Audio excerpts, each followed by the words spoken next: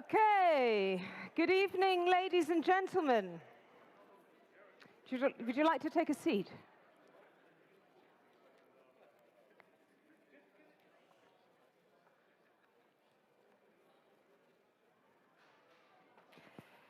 Right, the reason I'm stalling a little bit is because I can see there are a lot of people coming through registration, and I would love for them to hear all the speeches without them being interrupted, so I might stall just a couple of minutes and hopefully get the last stragglers in the room. As you can hear, I'm English.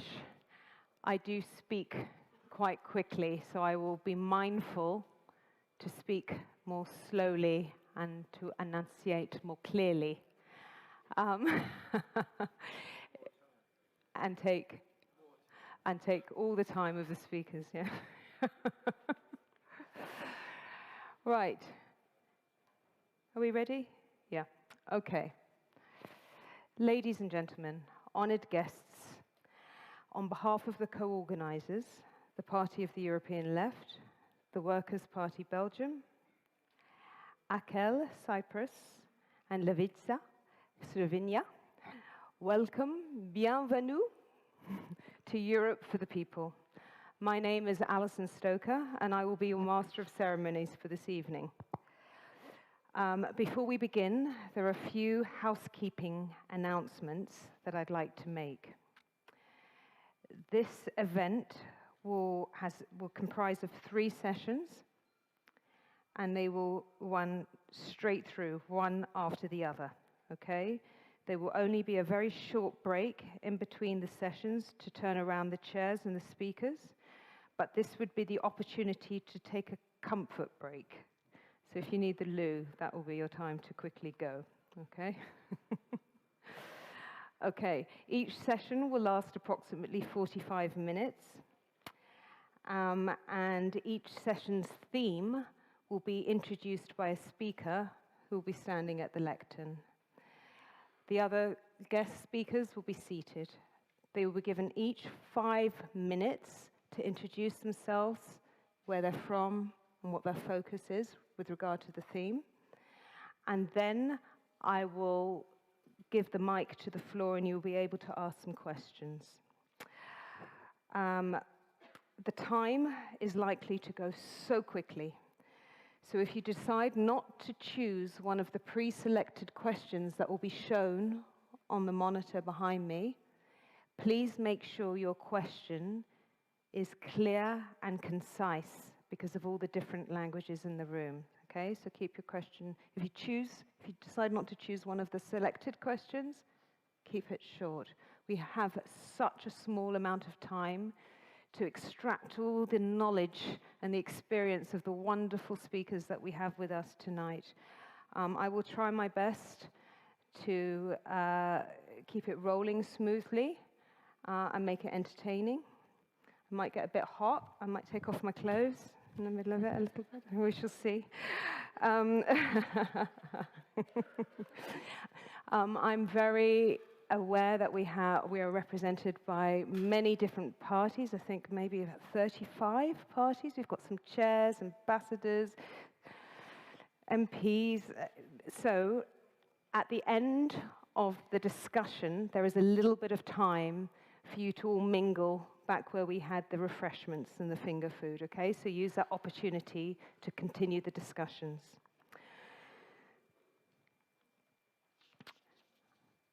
Right, where should we go from here?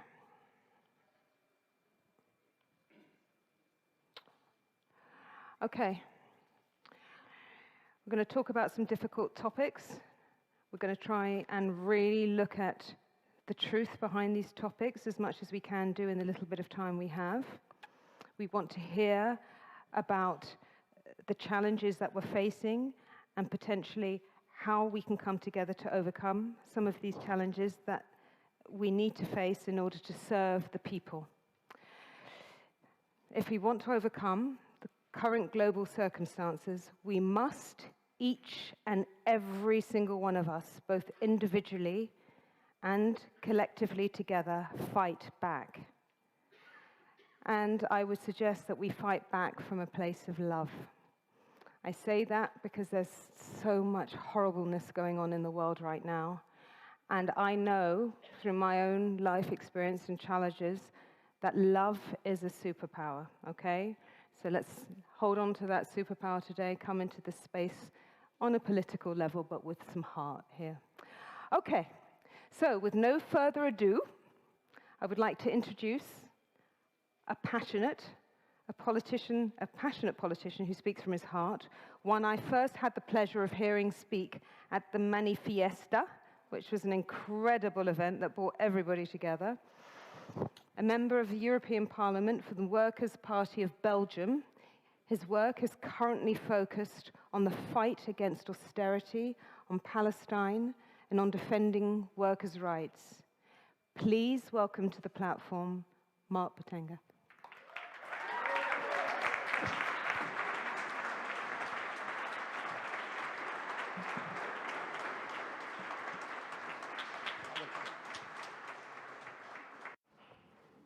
Wow, what a room. Wonderful. I'm gonna speak in French. So those that don't speak French maybe want to get up the headsets. Ik ga het in Frans doen, dus voor zij die vertaling nodig hebben. I will speak in French. Camarades. Dear friends, dear comrades, what a pleasure. What a pleasure to see you all here for a night of exchange, of discussions, and of gathering. As you know, this is no hazard, this is no coincidence. We wanted to organize this night because Belgium is presiding.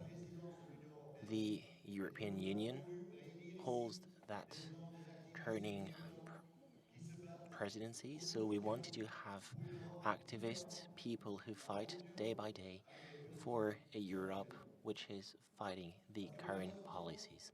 Because, unfortunately, the five-year policies of these European Commissions have brought us right into the wall and will continue to do so in the future on different levels. The social level, a third of the European citizens have to skip a meal because they don't have enough money to eat 3 times a day. More than a third of the European people cannot give their children even the primary needs and satisfies the primary needs in a rich continent as us. 46%, and I will stop with the figures, 46% of the Europeans hesitate to increase temperature in their houses if they're cold. Can you imagine that? This is the outtake of this European Commission. At the time of the energy crisis, did it decrease the prices? No. Did it want to tax the sub-profits? Did it offer to combat inequalities? We're going to tax the millionaires. We're going to stop tax evasion. No, not at all. What does it suggest? The comeback of austerity, the use of the European policies to come in the pockets of the workers for pensions, salaries, public services. This is the project of this European Commission. This European Commission supported by the right and by the Social Democrats and also by the ecologists at the European Parliament. For my country, Belgium, Belgium has been indignant by the increase of the salaries, and it said that the Belgian salaries are too high. Can you imagine this? And our government, the Belgian presidency, rather than blocking this process, is accompanying it. This is unacceptable, dear comrades. This is a first rupture with the current European policies, and these anti-social policies are linked with the disconnection that we have with the social reality, a disconnection that we see in all European institutions. We often say it. Ursula von der Leyen, with her salary of 30,000 euros, does not realize the reality of the workers, of the European workers today. This is the democratic failure of the European Union. Let's not talk about peace. This European Commission started its work saying we're going to be the geopolitical commission. It ruined It destroyed the image of Europe in the world, notably for the two-speed policies that we saw in external affairs. When Russia invaded Ukraine, the European Union said it was a warrant for international right.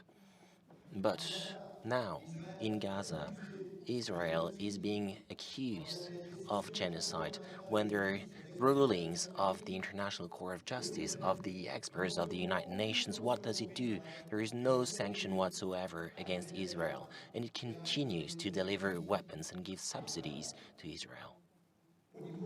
At the world level, Europe, the European Union, has lost all credibility as a stakeholder for peace.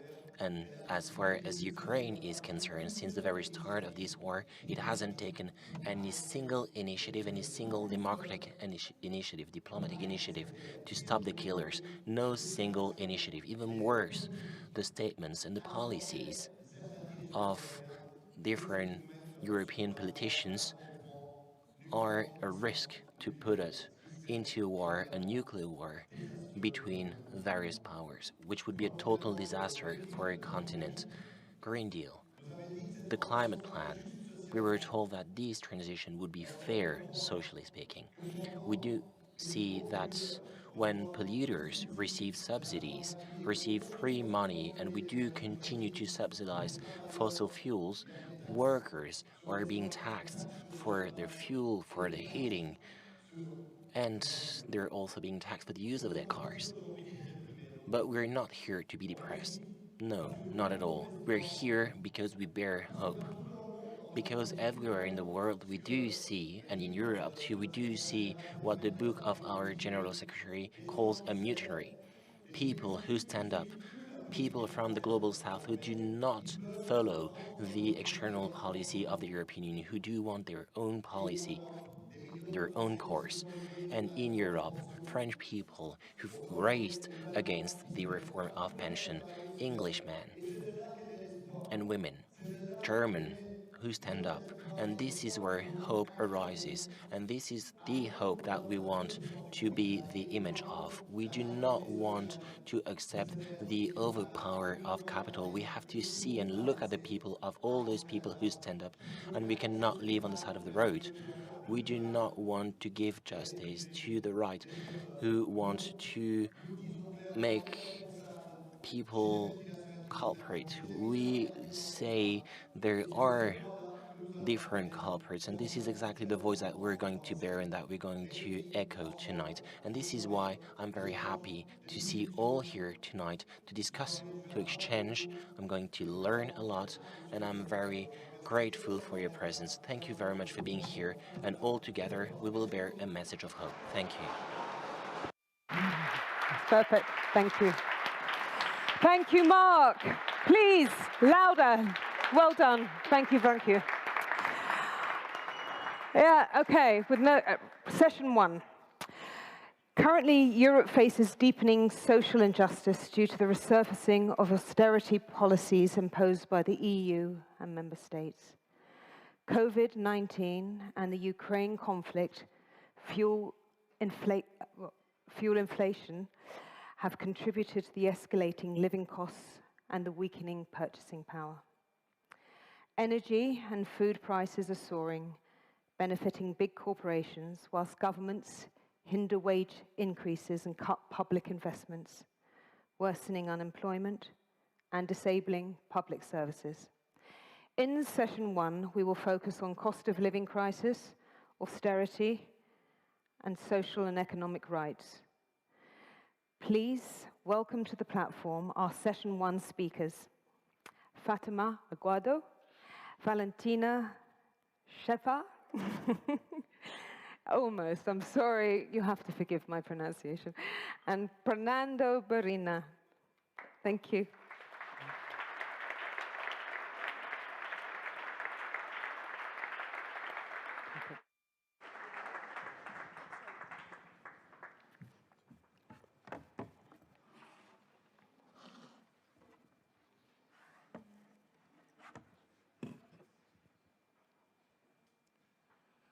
Good evening, everyone. My name is, as Alison said, my name is Pernando Barrena. I come from the Basque Country, Bildu political party. I have been a member of the European Parliament this last term, and I am the nominated candidate for the next election in June. It's my pleasure to meet you this evening. Thanks particularly to the European Left and to the PTB for this invitation. And as I was saying, it's a pleasure to address a full packed agenda of outstanding issues that deserve our attention as left-wing political parties. Following the old tradition of the European Parliament, we, the panelists, have been allocated a brief 5 minutes time slot, so I will go straight to the point and try to sketch out a couple of ideas that I believe to be central to the issue of the rise of the cost of living, austerity, and socio-economic rights. First one is the issue of the tight link between the announcement of a pre-war scenario on the one hand and austerity and social cuts on the other. President von der Leyen and Charles Michel have recently and repeatedly stated in the last weeks that Europe is getting ready itself to directly involve in a war confrontation that, according to French President Macron, should bring the deployment of ground troops in Ukraine. And this sounds really frightening. All of us wonder ourselves about the real intentions of these speeches. Are they really considering the idea of an open military confrontation of European troops with Russia on Ukrainian ground? Or are we in front of a huge manipulation of the European public opinion to foster the increase by the capitals of the military budget up to 2% of the gross domestic product?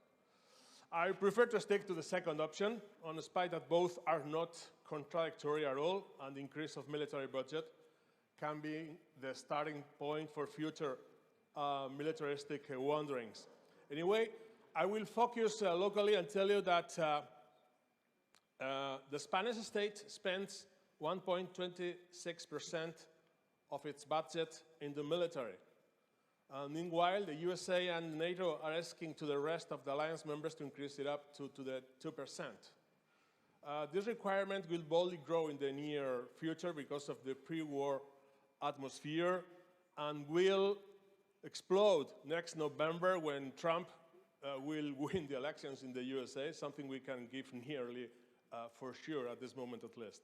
So Spain will have to increase the military budget 0.74% of the GDP in a short time. I presume that figures will be quite similar in some other union countries. In the case of Spain, we are talking about an increase of 12,000 million of euros out of 1,500,000 million of euros GDP. That will surely, as you surely have guessed, that will surely be withdrawn from the social spend budget lines.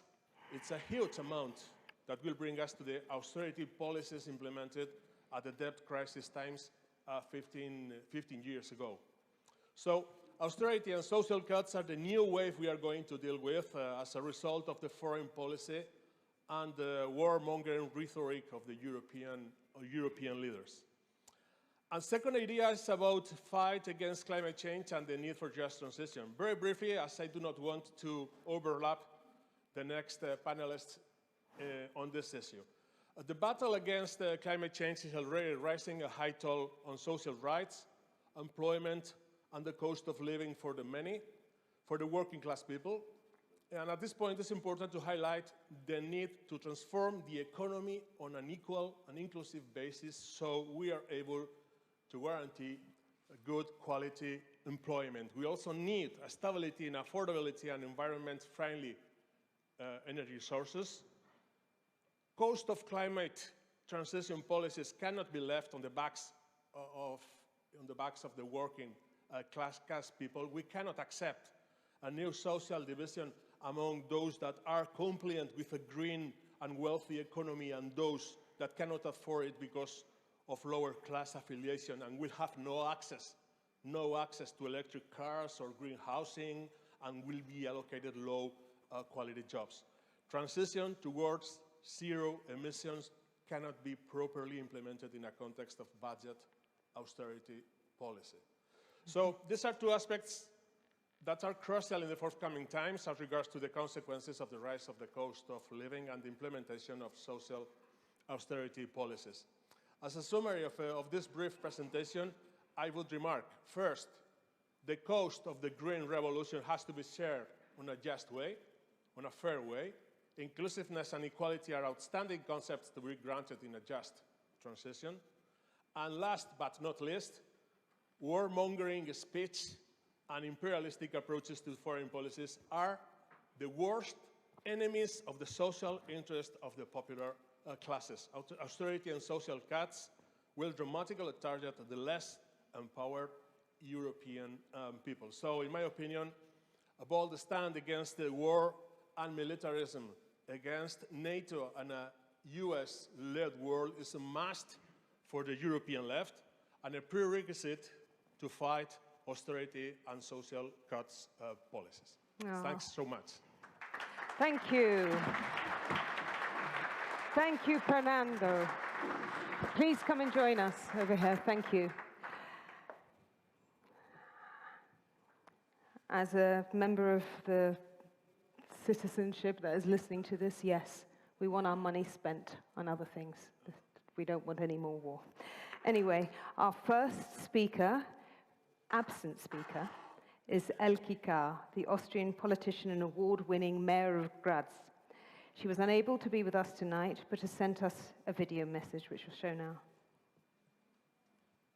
Cher Kamerad, dear comrades, liebe Genossinnen, mein Name ist Elke Kahr, ich bin von der Kommunistischen Partei in Graz, das ist die zweitgrößte Stadt in Österreich und ich darf seit 2021 mit meinen Genossinnen hier als Bürgermeisterin die Hauptverantwortung in unserer Stadt Graz führen. Ich bin keine große Freundin von Videobotschaften, weil ich lieber eigentlich direkt mit den Menschen rede und insbesondere natürlich auch mit euch lieber persönlich reden würde. Aber die Technologie schreitet voran. Wir brauchen nicht mehr mit einer Flaschenpost uns verständigen. Deshalb möchte ich vielleicht nur einige Gedanken anlässlich eurer wichtigen und tollen Konferenz vielleicht sagen. Ich denke, wir sind alle in ähnlichen Situationen und das gesellschaftliche Umfeld, in dem wir arbeiten, ist nicht einfach, und zwar aus dem einfachen Grund, weil es die Menschen und vor allem die arbeitenden Menschen in unseren Ländern sehr, sehr schwer haben. Wir leben in einer Krise, das ist unbestritten. Das Leben für die Menschen wird teurer, die Leute arbeiten sehr schwer, unsere Gesellschaft ist multikulturell und wir als kommunistische Parteien haben den Anspruch, jeden Menschen, der bei uns hier lebt und arbeitet, ein gutes und leistbares Leben zu ermöglichen. Wir machen keinen Unterschied zwischen Männern und Frauen, egal wo wer herkommt, und wir möchten jedem Kind und jedem Jugendlichen eine Chance im Leben geben, dass er glücklich werden kann und seinen Bedürfnissen auch leben kann. Da braucht es große Anstrengungen, um dagegen zu halten, und wir bemühen uns in Graz, in einem nicht sehr freundlich gesinnten Umfeld, diesen Kompass für die arbeitenden Menschen nie zu verlieren, indem wir selbst kommunale und öffentliche Wohnungen bauen, damit sich die Menschen auch das Wohnen leisten können, indem wir die Mieten und die Betriebskosten nicht erhöhen, indem wir Sozialleistungen anbieten, damit auf keinen Menschen vergessen wird, und wir Kinderbetreuungseinrichtungen für unsere Kinder schaffen, damit die Männer und Frauen auch gut und gesichert arbeiten können und ihr Kind gut aufgehoben sehen. Dabei ist es wichtig, dass alles, was wir an Leistungen und an Infrastruktur anbieten, sie bestmöglich auch im öffentlichen Eigentum führen. Dass wir gegen jede Form von Privatisierung und Ausgliederung uns aussprechen und gemeinsam für eine friedliche und solidarische Gesellschaft eintreten. Ich könnte euch jetzt ewig lang erzählen, was wir an Leistungen auch geschaffen haben. Das Vertrauen, das uns die Menschen gegeben haben, muss am nächsten Tag nach einer Wahl aufs Neue erobert werden. Und ich denke, wir sind bisher noch auf einem guten Kurs und vor allem gibt uns viel Kraft, dass wir wissen, dass wir diese Arbeit nicht alleine machen, sondern auf der ganzen Welt und auch in Europa es viele Parteien und Menschen gibt, die die gleiche Sehnsucht nach einer sozial gerechten Gesellschaft haben. In dem Sinne wünsche ich euch alles erdenklich Gute für diese Konferenz und vielleicht sehen wir uns einmal persönlich wieder, um uns vertiefender austauschen zu können. Alles Gute, solidarische Grüße nach Belgien und ein großes Danke an all jene, die diese Konferenz ermöglicht haben. Es steckt immer viel Arbeit dahinter. Yay, wonderful.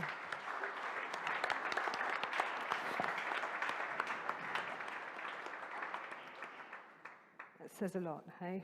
Remembering to keep our heart in the right place and remember who we're trying to serve in all of this.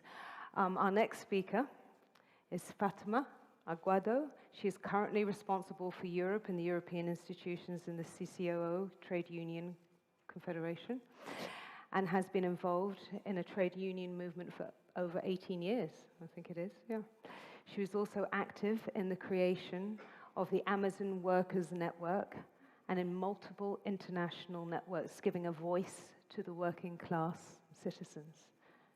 Yeah, there you go. You can sit down. So, good afternoon, everyone. It's a pleasure to be here. And I would like to talk, giving a big thank you from Comisiones Obreras, the biggest trade union in Spain, and I'm very proud from being part of CCO. So I'm going to speak more about from my heart as a trade unionist, mainly as an activist. So regarding socio-economic rights in Europe, the reality is they have been constructed through struggle, pressure, political will, and popular mobilization, as you know. Originally, I'm talking, if you remember, about the 60s, the post-war judges with the framework of the European Court of Justice articulated a series of social rights that the economic treaties did not contemplate. If you remember, after in subsequent generations, other more neoliberal judges threatened the right to strike, if you remember Vicky Laval sentences, while in Europe, non-binding soft laws were being made while threatening the international trade union movement. And now we have the European pillar of social rights in development. So the thing is that, does it mean they will be fulfilled? I make you these questions to you. Or will they remain watered down? Will they be included in a treaty reform? What's clear from a trade union point of view is that without opposition, without pressure, without struggle, they will be mere make-up promoting weak social policies, unless we work together with you for them and for us as workers. And companies, and Marc Botenga was saying it before, must be held accountable. They have to pay.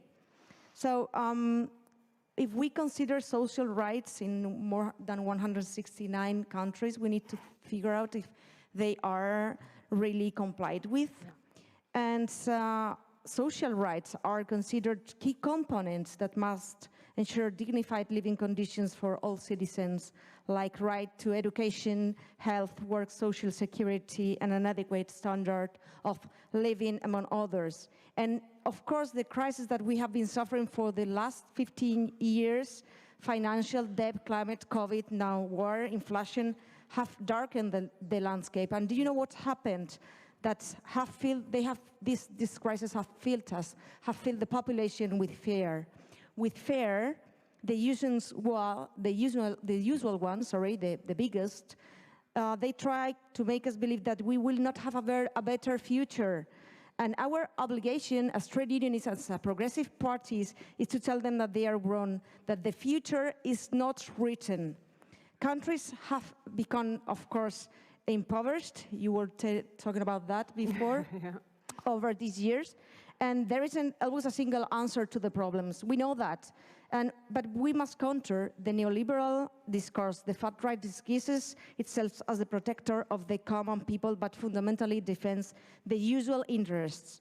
And let me give you an example. If you remember, by the way, thank you to the work of the Left Party with the European Work Council Directive, who was approved yesterday in the Employment and Social Affairs Committee of the European Parliament. But do you know what the far-right defended? They defended that companies must be protected, not the micro-enterprises, no, the transnationals. What should they be defended for? From the right that a worker in a transnational context has to protect their job? Who should be defended? Those who get rich at the expense of labor exploitation, manufacturing in third countries? That is why they intend, and we have to say it loud and clear, they want the working class to stay down, to continue maintaining their privileges, man, white and rich. They want us to be poorer, to not have dreams, because if they don't have dreams, if we don't have dreams, there is no hope. Yeah. So as I told you, nothing is written, and because we're not willing to lose the rights when we, in Spain, we won the elections.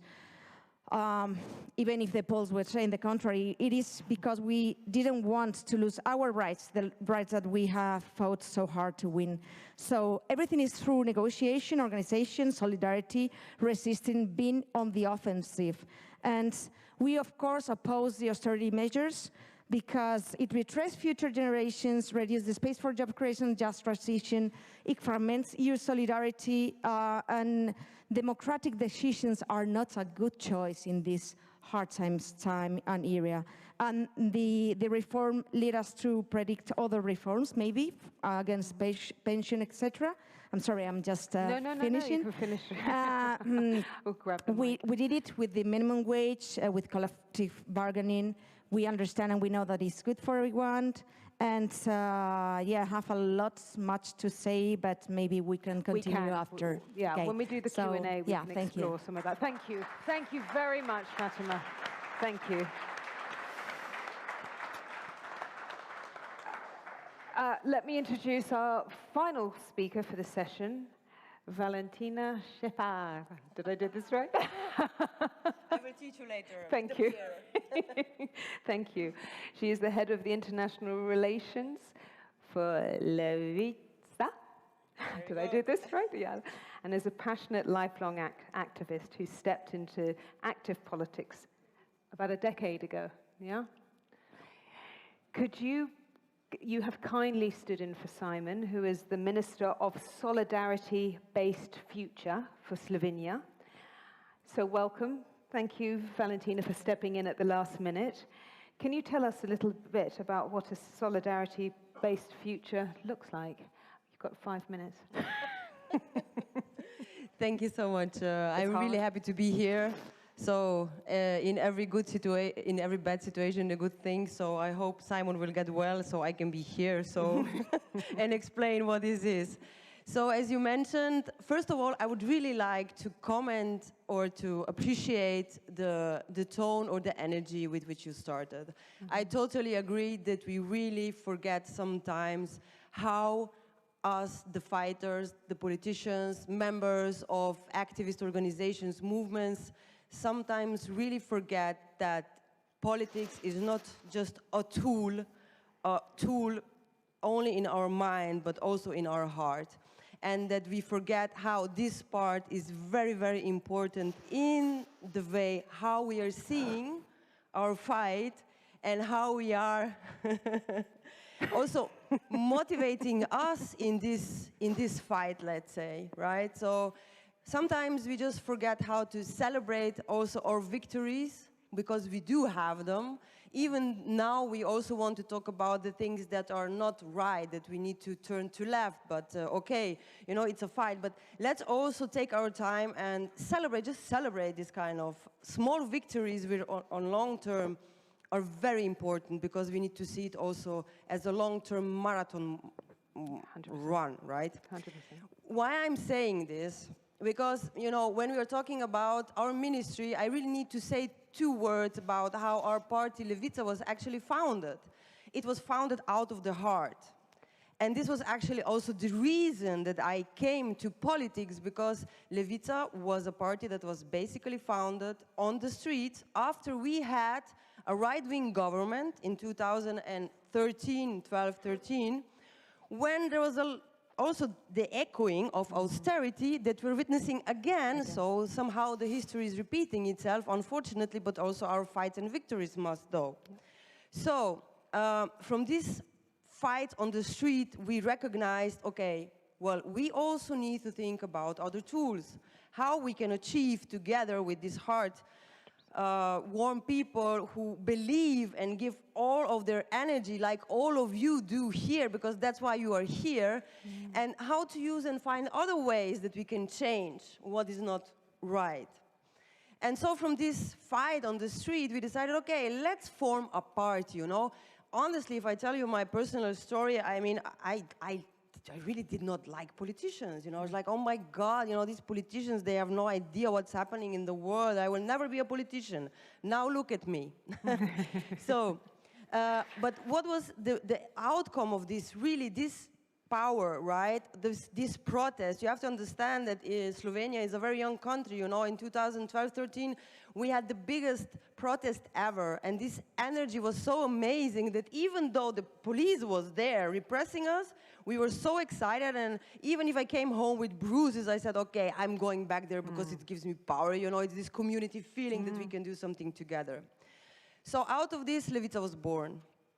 And of course, the way Levica now is in the government, as you mentioned, and one of our ministry is the so-called Ministry for Solidarity-Based Future, which tries to finally use politics, the tools that we have, first in the parliament and now in the government, and solve problems which were not tackled basically from the beginning of Slovenia, of its independence. And this is housing issues, which are still very relevant, that we need to solve not only in Slovenia, we see everywhere. Then what was also a big issue in Slovenia was elderly health care, like a structured system where you take care of your elderly people, find money, and really make a reform which is really based on the good living of our elderly people, citizens. And then the third point, which is really also very interesting and very important, because it also reflects the fact that we need to you know, strengthen the feeling that people have something to say. So we decided we need to strengthen economic democracy. We need to make people, workers, more involved in decision-making processes in firms, so everywhere, also in public environment. So, and this is a ministry that was created actually when Levica entered into the government 2 years ago, just on request of Levica. Of course, when you enter into government, from the streets, passing a challenging period, being a first parliamentary party in the opposition and now in the government, of course, it's challenging. I'm not saying everything is just, you know, a fairy tale. No, no, no. But we are like following this, and we never forgot where we came from. So whenever we are proposing a law or we know that we need to tackle some issues, we are always coming back to the root, and we are always involving and doing this fight together with the people who are not politicians, but they are willing to waste their time, heart and energy to really change something. And we all know that this is also the best way to achieve something. It is. So what is my call is also that maybe we should, like, you know, as I thought, not saying that politicians are bad and they don't know how to do it, but, you know, to take back what politics really is. It's a tool. So now it seems that it somehow escaped, you know, and that the tool is controlling us, the politicians are not listening to us, and so on and so forth. And that people need to be empowered. But I'm thinking, but people are already empowered, you know. It's just really what I think, it's my personal opinion, we just need to get back and celebrate and be aware that we have the power. And how do we do that? With the many. With celebrating, you know, saying, okay, you're doing a great job. You know, it's really good. I mean, we are sometimes so frustrated that we don't see these small victories, because this is also what motivates, right? Yeah. So I think this is important. And then another thing I wanted to mention, 1 minute. Yeah, you got less than. Great. 30 seconds. Another very important issue, because we were talking about austerity and where to get the money, because normally, of course, they take it away from social politics. Other ministry that Levica has is Ministry for Labor and Social Issues, and Ministry of Culture. Also, always, where do they take the money? Yeah, well, in these areas, right? So Slovenia now celebrated just recently, well, also Levica celebrated 10 years of being a political party, which was basically also founded by a so-called fourth group, which were civil movements, not only parties, I forgot to mention that. But we also celebrated 20 years of being in NATO.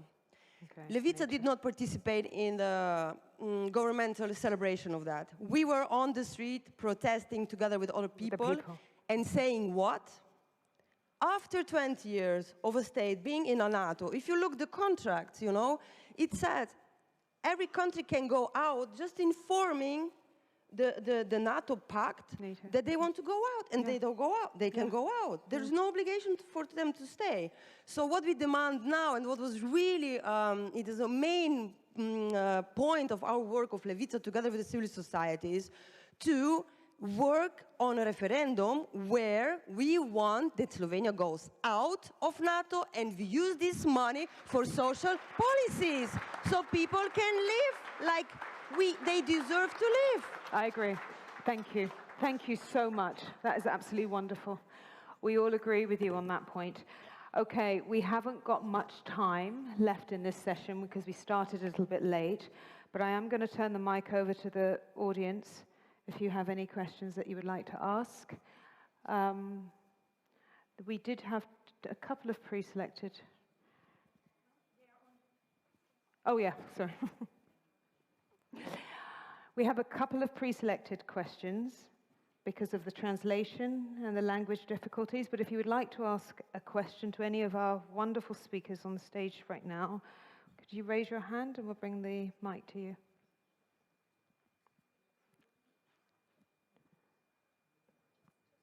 No? Okay. What about this? You have a question. Okay. Gentleman in the blue shirt, grey shirt. Hey, I'm from Luxembourg, and I didn't want to choose one of those questions, but I wanted to ask, how can we as left-wing parties support people to rejoin labor movements and labor unions? Because I think economic rights and workers' rights are also often fought with labor unions, and we have a historic strong position in that, but we are losing on that end. Yeah. And how can we support workers to rejoin their unions? I get you. Okay, Fatima, would you like to take on that question? Or you can delegate? Yeah, wonderful. Oh, I've got another microphone here for you, darling, sorry. It's a good question because, of course, in Europe, we are decreasing. But my idea is to work collectively, to listen, be part of, as you were saying, you have to be part of the working labor movement, of the working people, of the reality of their companies. So organizing them, listening to them, not saying, okay, I will take care of your problems, but don't take care and talking from a privileged position, because that doesn't work. So if you give real importance to the workers, make that the worker is the protagonist, the character of that history and of the change. So that would be my advice, and this is what we are trying to do in Spain also. It's to engage workers to be part of the labor movement too. That's wonderful, thank you. Sorry, and also saying that's an idea that I forgot to say that before, that these European Commissions want to come back to austerity measures, and the same Commission that is defending war, and that is denying the genocide in Gaza. That's also a point that you can link together. Okay. Would you like to respond? Yeah? Yes, I'd like to add that, according to my opinion, it's also crucial that the trade unions get an increase of credibility that have lost in the last time. I would say that there's been for many years a tendency in the biggest trade unions in countries of the Union to pactism, and that have created a kind of culture of right cutting as regards to the position of the labor movement. I would say that it's of outstanding importance that trade unions gain credibility and offer to the working class people an agenda for real change and for the defense of some basic rights. And I believe, I would say that in different countries, trade unions failed in that work in the past. So gaining credibility is crucial for a better future. Thank you. No? Okay. Could I get a show of hands here? We haven't got much time. We've got about 2 minutes left. Yeah, you would like to ask a question. Thank you. I'm coming from Cyprus. Actually, I don't have a question, but I want to share our experience down in Cyprus. As a party, we try to put in the parliament a proposal in order to have a taxation for the windfall gains of the banks. As a result, I mean the windfall gains, as a result of the increased interest rates. And in order to have more money to support the social policies of the state. And I believe that as a broad European left in the European Union, we should raise up the issue for the taxation of the windfall gains of the banks, of the energy companies, in order to support and finance social policies in order to tackle the high rates and to tackle all the problems that the society is facing now. Thank you. Thank you very much. Yeah, I'm going to call you to the stage in a moment, and so we can elaborate on that, but entirely. We definitely need more money, more levies from the workers to go back to the workers that we produce, sorry, the profits that we help them produce to come back to us. Okay, we're actually going to have to wrap up this session before I actually got to do a show of hands for a question, but remember there will be some time later on to mingle at the end of the conference. So, please put your hands together for our wonderful speakers from session 1. Fatima Aguado, Valentina Skafar, Valentina, Fatima, and Pernando Barrena. Thank you. Thank you very much.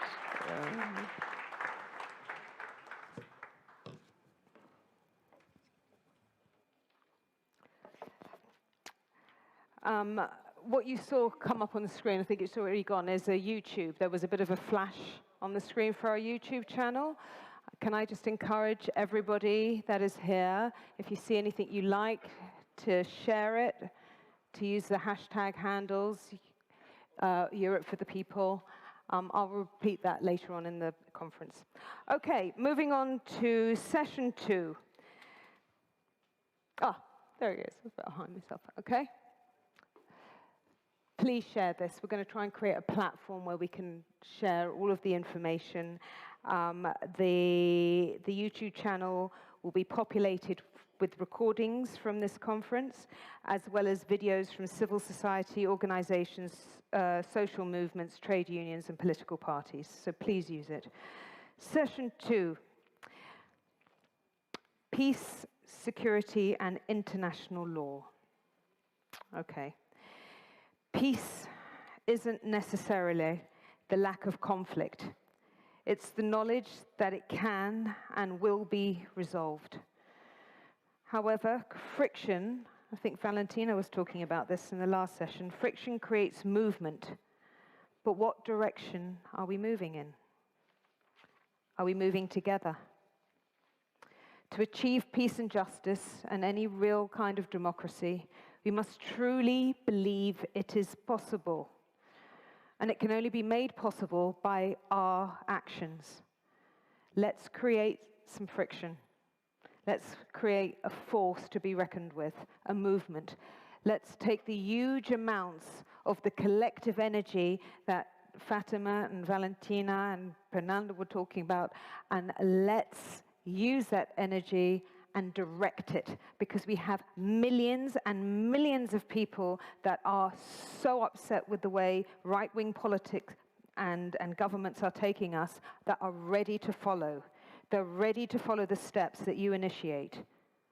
But it takes us coming together and initiating them together. So, please welcome, please welcome to the stage for the second session our speakers, Maha Abdallah, Florian Ebelkamp, the Right Honourable General B. Corbyn,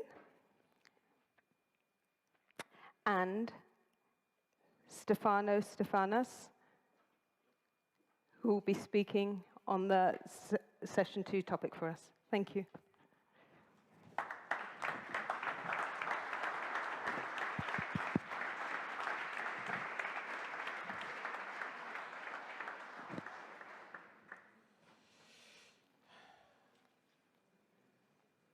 Shall I start? Yes, please. Sorry, Stefano. Stefanos is going to introduce session 2 for us. He's a Cypriot politician. I think you've just introduced yourself on the floor there. And the General Secretary of the Progressive Party of the Working People in Cyprus. Thank you very much. Thank you for giving me the opportunity to put down some thoughts on this significant issue. As we meet today in this important representative forum of forces that make up the broad left that aspire and work for a planet of peace, cooperation, and environmentally sustainable, peoples in many areas of our planet are faced with disastrous conflicts and an increased threat of generalized wars. In view of this situation, the European left must strengthen its demand for the EU to become a geostrategic power that promotes peace, cooperation, and stability on the continent and throughout the world. An EU that should serve the principles and values which the Union claims to stand for. A union whose foreign policy should be based on the international law and the Charter of the United Nations. So far, and especially in the last 2 decades, the EU is moving in the contrary direction.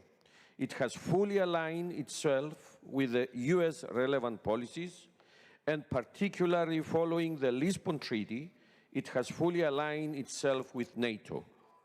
Instead of acting to avert conflicts or to bring an end to the conflicts, eventually it is either acting by blindly following the US war machine to flare up or to perpetuate conflicts, or even by acting contrary to its own interests, or through its interventions, including military, the EU is acting as a factor of provoking conflicts. And the example of Libya is characteristic.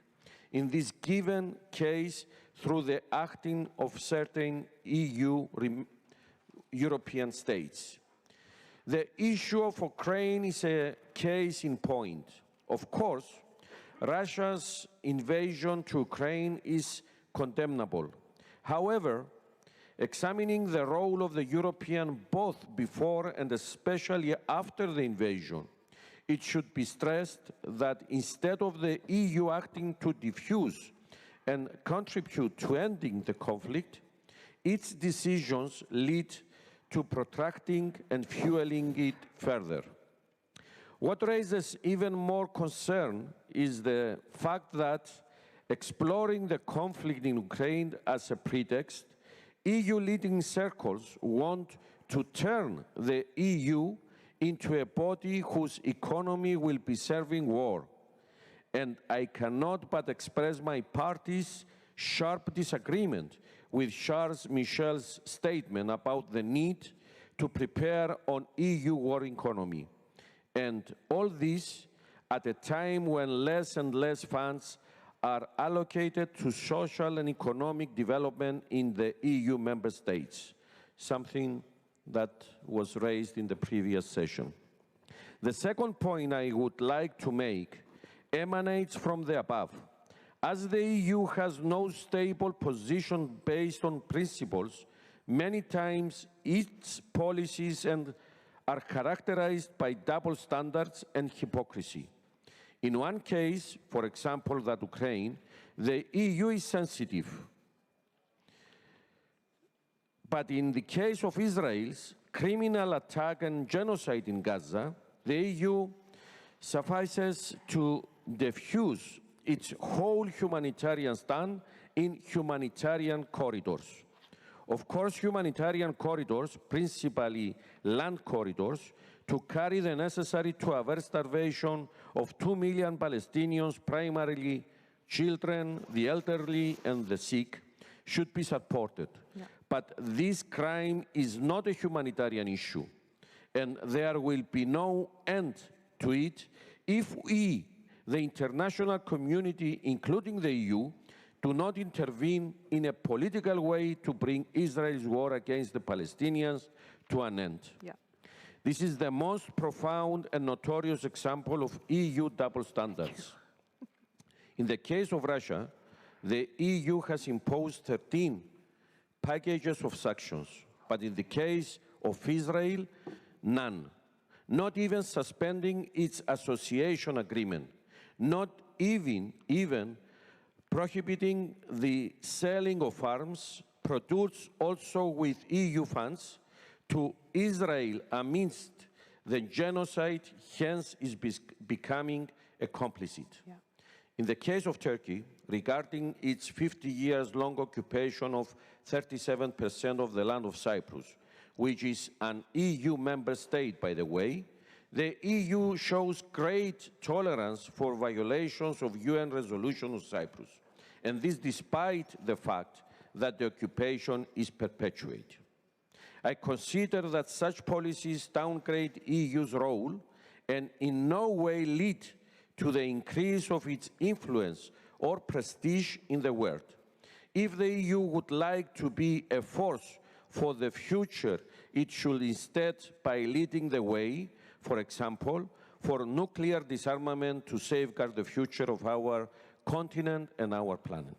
Wonderful. Concluding my introduction, I want to underline the need for the left to make clear and visible its disagreements with the current content of the foreign and security policy of the European Union, and at the same time to put down a general line that European left will fight together in order to tackle the current policies of the European Union. Thank you very much. Wonderful. Thank you. Thank you, Stefanos. Well said. Could you come and join us, please? Thank you. We needed to hear that. I'd like to introduce to you Florian Elbekamp, the Advocacy Officer for the International Campaign to Abolish Nuclear Weapons. Good evening. Please, can you tell us a little bit about yourself and the work you are currently focused on to build peace and security without the use of arms? Yeah, thanks so much for inviting me, and thanks for all of you to turn out today. It's a pleasure to be here. I wrote a small speech, but I feel I actually want to start a proper conversation here. And maybe we can start with a show of hands. Who of you lives in a nuclear weapon state or comes from a nuclear weapon state? Okay. Who of you comes from a country that hosts nuclear weapons on their territory? Who of you lives in a country or comes from a country that's part of the so-called nuclear umbrella? of NATO? That's all of us. Almost everyone. Okay, so if that's almost everyone, who of you has participated in the last 10 years or 15 years in a vote, be it a referendum, be it an election, be it an actual vote in parliament on your country's nuclear weapons policy? Ah. No one? Yeah. Okay. One? So I guess the point that becomes obvious at these questions is that nuclear weapons policies are often decided without any meaningful consultation of the people. Yeah. In the same way that nuclear weapons are often talked about in very abstract terms as some sort of magic geopolitical stabilization force, but not as what they actually are. Nuclear weapons are weapons of mass destruction, the worst possible weapon that humanity has ever created. Now, I work for the international campaign to abolish nuclear weapons. We are kind of a two-fledged organization. On the one hand, we are a movement, so we comprise of, I think, more than 700 organizations now in almost 100 countries. And at the same time, we work with governments and political parties to get governments to join the Treaty on the Prohibition of Nuclear Weapons. This treaty is relatively young. It was adopted at the United Nations in 2017. And it doesn't any longer talk about nuclear weapons as some sort of security policy measure, as some sort of geostrategic abstract guarantee, but it talks about the humanitarian consequences of the use of nuclear weapons. It turns out, and to all of us this might sound obvious, but of course in the case of a nuclear war, even if it may be limited and relatively far away from Europe, no place is safe to hide. No country has the potential to cope with a nuclear weapon explosion anywhere. And therefore, of course, also every country, and that means also all of us, should have a say about our country's nuclear weapons policy. That's what led to the adoption of this treaty in 2017. Currently, 93 countries have signed up, and I was going to give a shout out to the South African ambassador that may be here, but I think she couldn't join last minute. Sadly, she couldn't join us. But because yes. South Africa is one of the countries that have really championed this treaty so far. So what works on this international level at the United Nations to democratize nuclear weapons policy should also be our goal for the upcoming European election and, of course, the national elections that take place, for example, in Belgium and elsewhere in Europe. All of us should have a say about our government's nuclear weapons policy because, essentially, nuclear weapons affect all of us. Money is being spent on these weapons that we can't spend on, for example, social causes. Exactly. Of course, if a nuclear weapon were to be used, all of us would be affected, and wherever you are, as long as you live, you will be affected by nuclear weapons. Of course, the international security architecture, as it's often referred to, is in a dire state. International agreements are being cancelled. Russia is invading Ukraine. Israel is bombing the hell out of Gaza. What's becoming obvious here is that nuclear weapons are in no means a stabilizing force. Nuclear weapons are used for what they are meant to do, to mass murder civilians, even be it indirectly. And we have to stand up and demand that we have a say about our country's nuclear weapons policy. So I want to close on 3 recommendations. Yes, please. I've heard a few remarks about NATO already, and I think it's always valuable to keep criticizing NATO, but let's not forget that NATO is not a government. NATO is, of course, representing governments, but we should hold our own politicians, our own governments accountable to the nuclear weapons policy they subscribe to. Let's not bark up the wrong tree and fight a fight against NATO and some sort of supranational institution that essentially has very little democratic control. Let's focus on our own government. Secondly, I join you that we should celebrate the small victories. So can I get a round of applause for our incredible campaigners in Albania from today, who managed to get their capital city of Tirana to join the Icon Cities appeal that now calls on the national government to join the Treaty on the Prohibition of Nuclear Weapons. And lastly, let's have conversations about nuclear weapons in their real terms. Let's not talk about them as geostrategic phenomenons. Let's talk about them as weapons of mass destruction that kill all of us. Thank you. Thank you very much, Florian. Thank you. Thank you. Next, I have the pleasure of introducing a wonderful lady who's born and raised in Jerusalem and specializes in human rights law. She is active with civil society in Palestine and in the pursuit of human rights and justice. Her legal research and human rights advocacy at the UN and EU levels with Palestinian, regional, and international civil society organizations focuses on Palestine and corporate accountability. Please welcome Maha Abdallah. Maha, can you tell us a little bit about yourself, Tell us a little about your work and how we as a global collective can support peace and justice for Palestine. Thank you, Alison, and thank you, everybody. Good evening.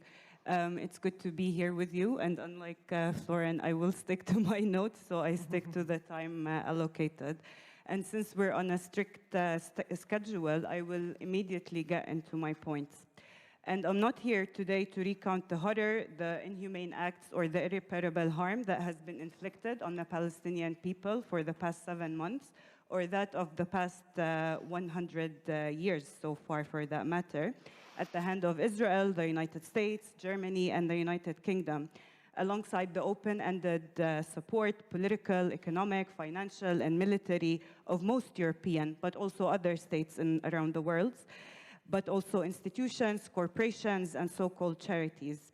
We are all witness to how Israel and its accomplices have ruthlessly stripped Palestinians, their humanity and dignity, not only since October 7, 2023, but well before that too, with Zionism having persistently dehumanizing, demonizing, and seeking to eliminate the Palestinian. And in this moment, it becomes a duty to call things by their name. A war crime is a war crime, and apartheid is apartheid, yes. And it's a crime against humanity. And a genocide... I've got to undo my top now. And it's hot, sorry. And a genocide is a genocide, and it's the crime of all crimes. And a military occupation that has lasted for more than 5 decades can no longer be defined as legal or justified, even if it has taken the international community and the International Court of Justice decades to start to deliberate on it.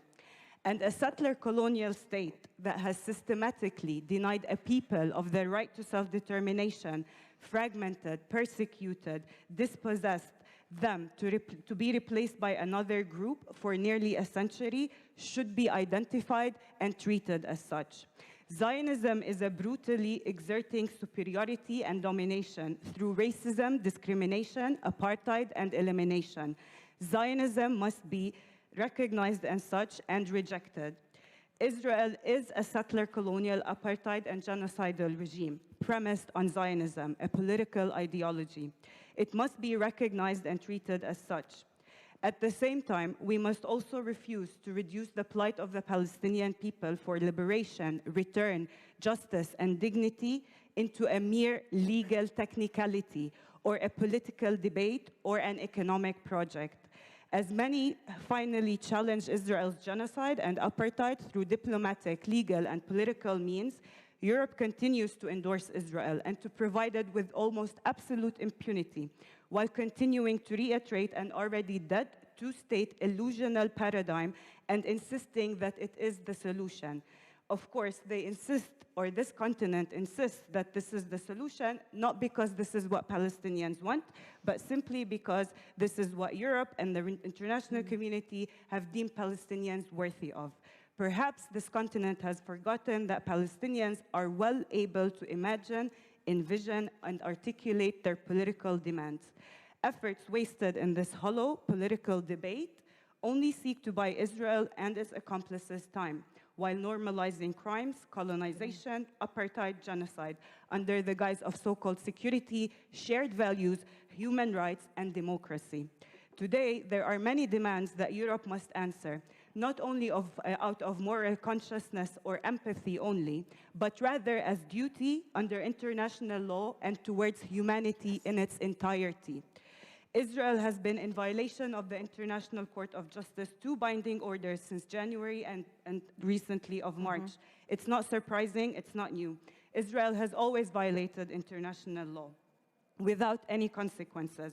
This has meant that violations have increased in scale and gravity over time to the point of no return. Today, a genocide. Yep. This has not affected or violated the rights of the Palestinians alone, but also posed serious threats to international peace and security. While the ICJ puts the entire world on order, on notice of the risk of genocide, when international peace is under direct threat and genocidal acts are being committed, states have a duty to act. Corporations, businesses, financial institutions, and other private and public institutions must also adhere to their responsibilities under international law. The genocidal war economy must be disrupted. We need states to immediately impose an arms embargo to stop the export and transfer of weapons and relevant materials to Israel, because its ability to continue its war and colonization depends on it. The same goes for trade and cooperation in the tech, surveillance, oil, gas, and green energy industries. Targeted economic sanctions are essential. And to materialize this, it is necessary that alliances and coalitions are formed and extend beyond this room, beyond the left as a political movement across Europe.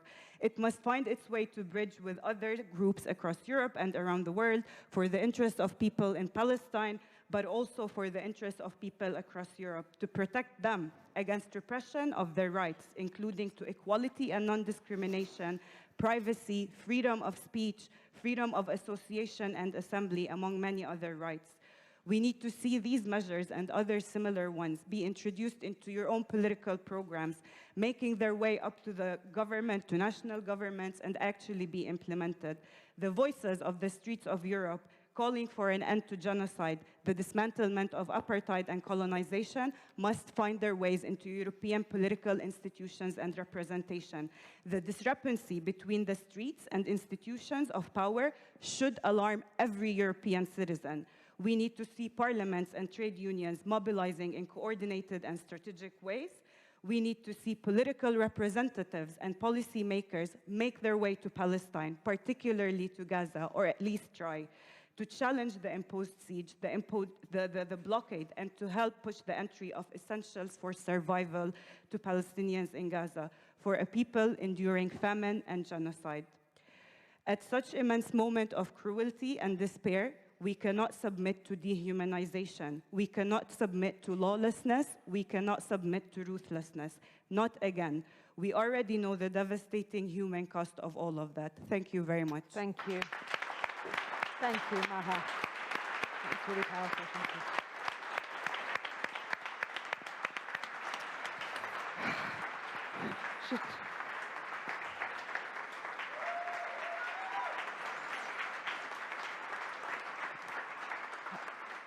Thank you. That was a very powerful speech. Okay, the next speaker needs little introduction. He's a twice elected former leader of the Labour Party in the UK. He's been MP for Islington North for over 40 years. And yeah, he looks so young. And a parliamentary member. And a parliamentary member, I know him well, it's okay. And a parliamentary member of the Council of Europe. His expansive and lifelong campaigning for peace and justice and human rights, including the Israel-Palestine conflict for many, many years, has taken him across the world advocating in senior roles. Please welcome the Right Honourable Jeremy Corbyn. Thank you. Woo! Thank you. Thank you, Alison.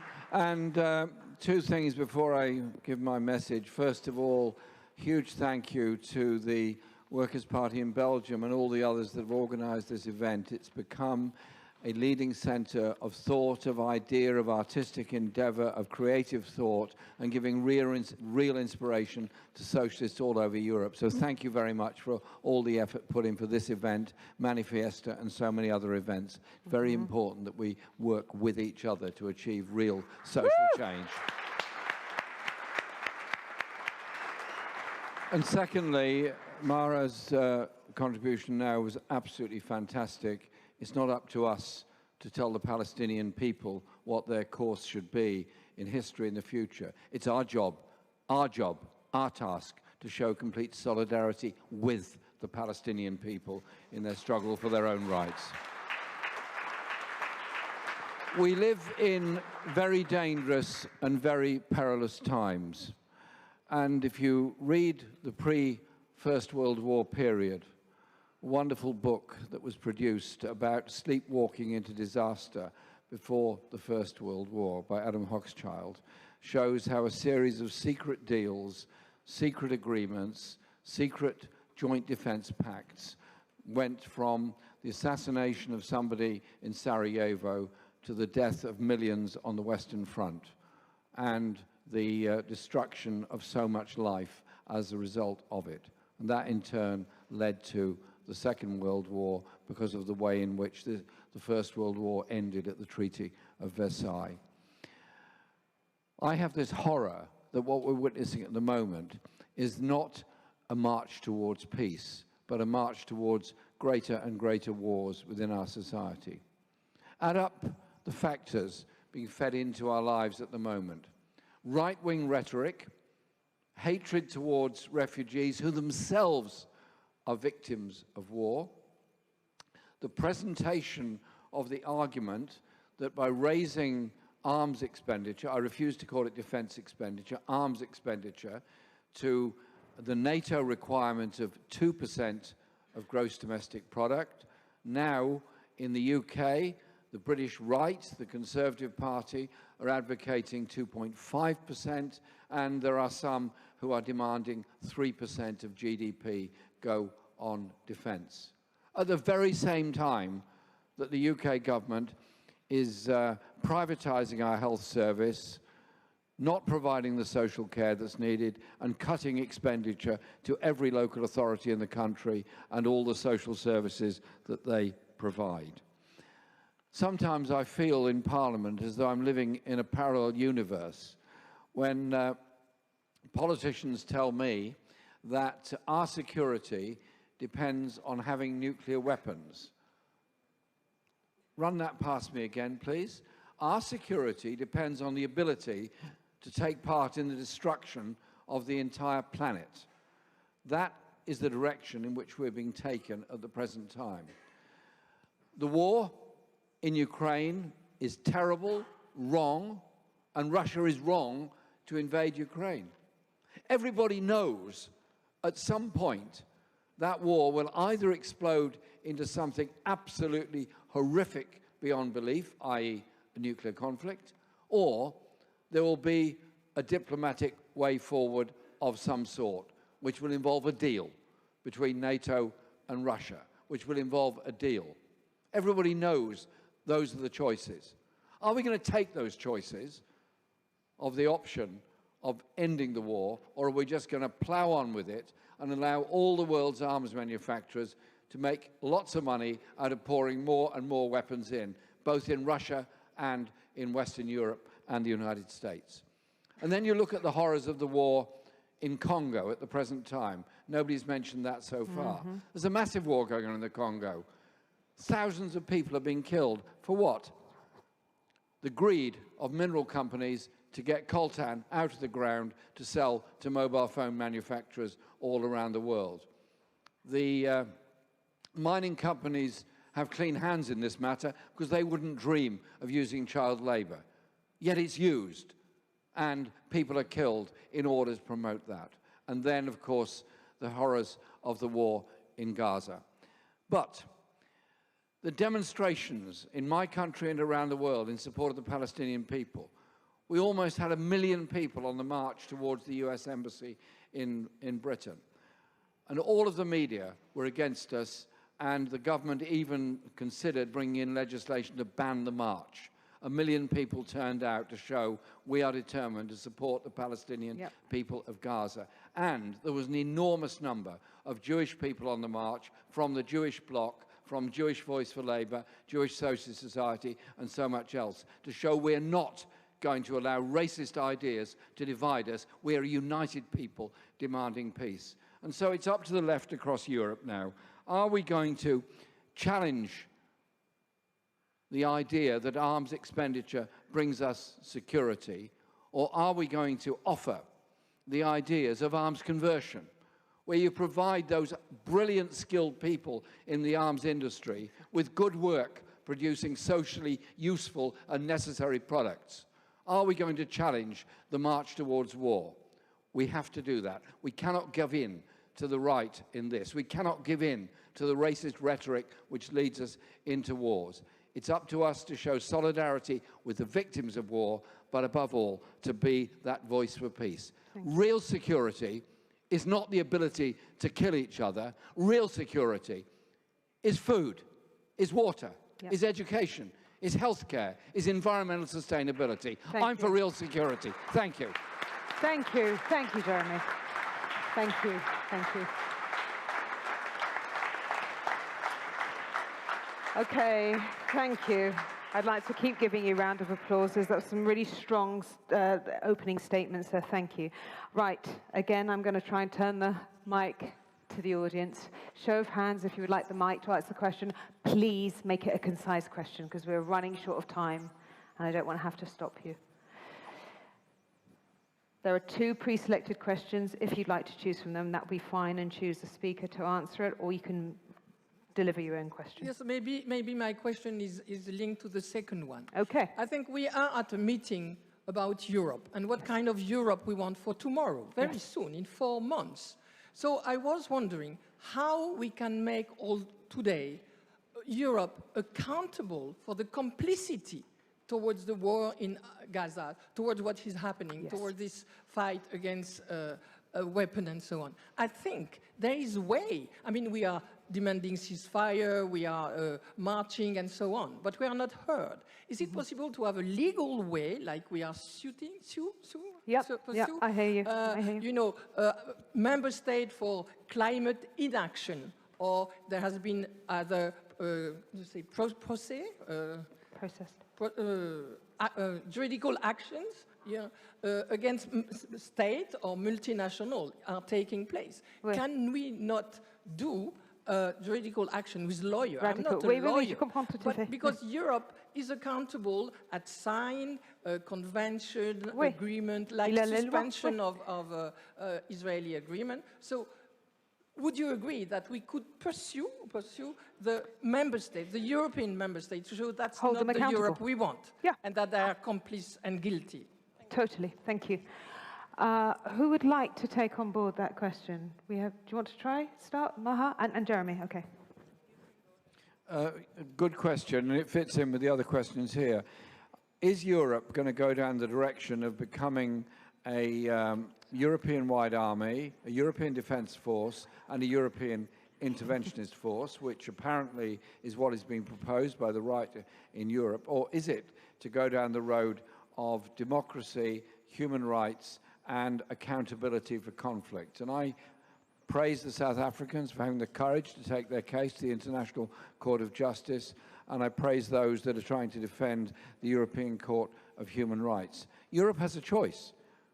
Are we going to go down the direction of recreating 19th and 20th century colonialism through a European defense force, so-called, that will intervene all around the world? Or are we going to say, we've learnt the lessons of war, and we will be the promoters of peace? When you see the European Union promoting European-wide arms manufacturers, a program for developing of a greater arms manufacturing capacity across Europe, I find that very, very frightening. Let's make sure Britain is not part of it, but make sure that in the elections for the European Parliament, these issues are actually centre stage, because they have a real effect on the social spending of people all over this continent.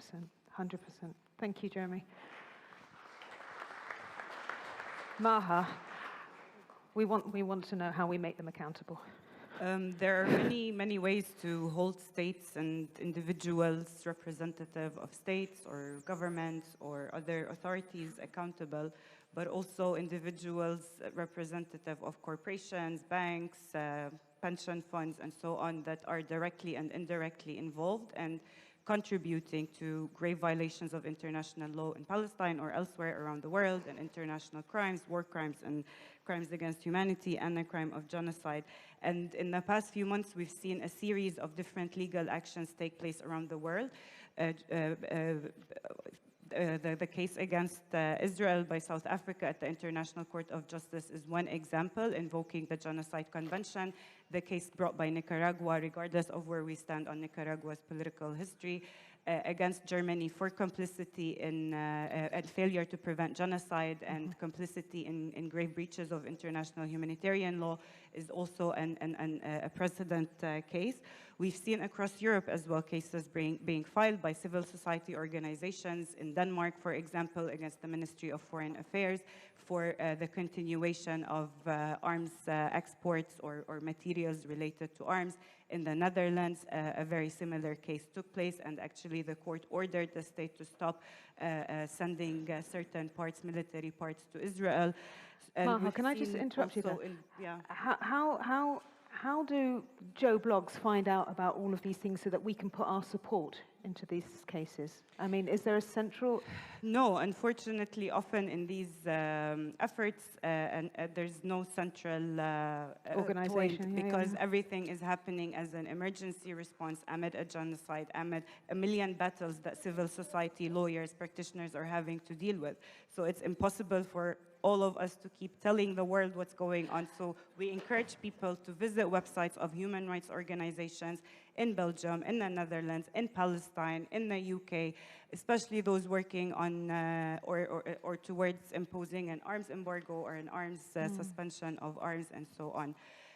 So this is kind of the thing that we could actually populate on a shared space, so that we could all see what's going on. So. And legal action should not be limited also to international courts. There's domestic courts, there's regional courts.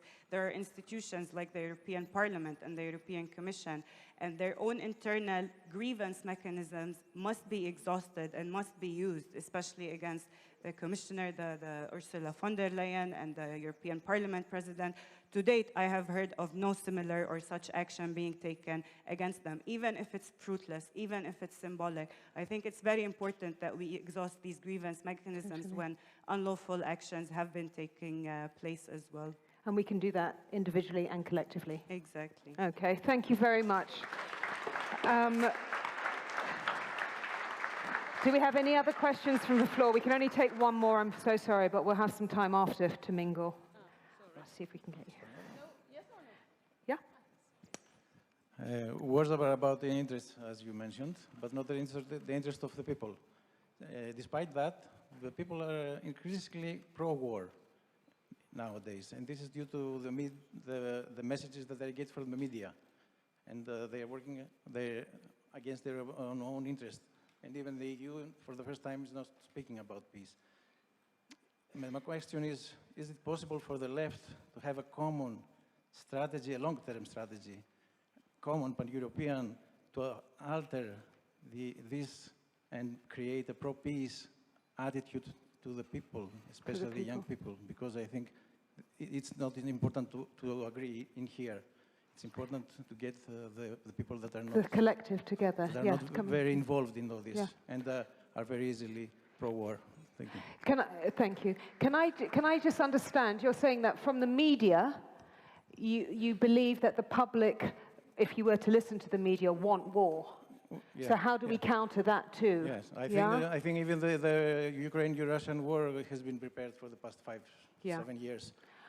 I remember also the debate for the European Commission, where the European left was the only one with Alex Tsipras to take a peaceful All right, approach. But due to the shortage of time, I'm going to give that to Stefanos and Florian. Do you want to tackle it together? Oh, well, one at a time, obviously. The issue of peace has been, I think, the basic issue that was creating a solid basis on which the masses exert their solidarity to the struggling people. And I believe that we should reborn this culture and this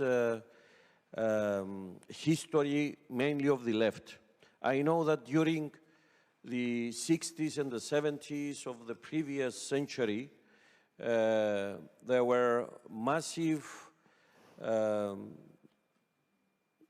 manifestations and protests against war, for example, the war of Vietnam. And this was giving the opportunity to the progressive forces, and especially to the left, to raise issues on implementing the international law, implementing policies for the security of the states and of the people. And I think that this is one of the main issues that the left forces should bring up during this period. I mean, going to the European elections. Bring up those yes, examples, okay. To be one of the central issues of the everyday political agenda. Yeah. We should exert pressure on the ruling circles of the European Union to answer about their policies, about the double standard policies that a bit of name and yes, shame. they develop. In case of Ukraine, in case of Israel, I mean, they put sanctions against Russia. Okay, fair enough. They invaded Ukraine. And what about Israel? Yeah. What about Turkey? I mean, 100%. With the perpetuation of the invasion and the occupation in Cyprus. So, if we reveal all this in the consciousness of the people, then I believe that we give a chance to have a massive popular movement in favor of peace and security and international law. Thank you. And that is a goal that the left movement in Europe should put in front of it and to work on it. This is very important. Thank you. That's good. Florian, we've only got about a minute left. Would you? Do you want to? Should we rather have another question? I mean, you can. You can have one quick question. We're meant to finish the session really quickly.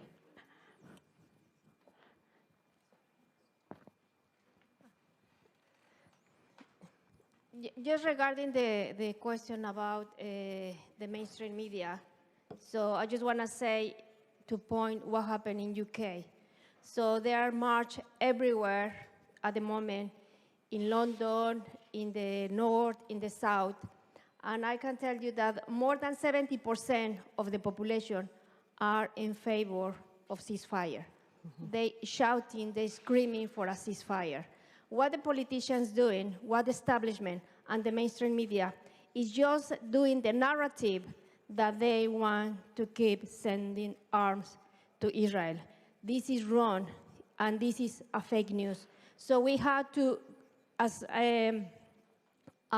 Alison mentioned, we had to use our social media. We had to invest in independent media.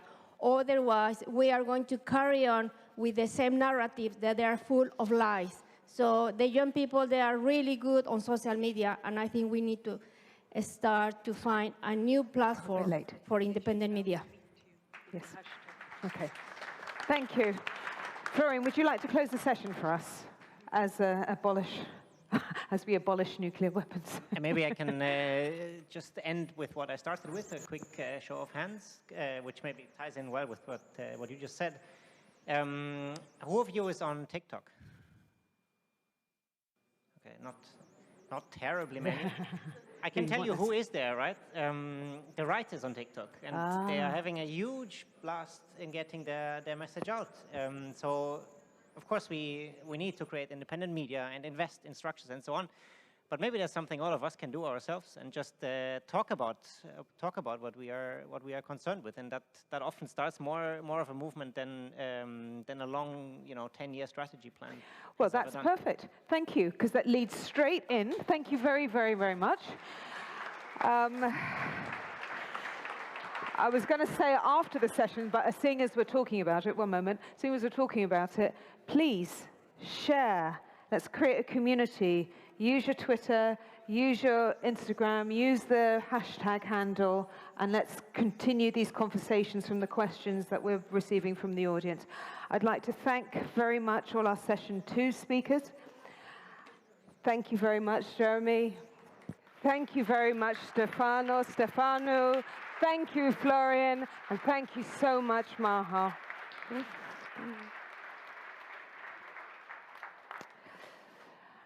Okay.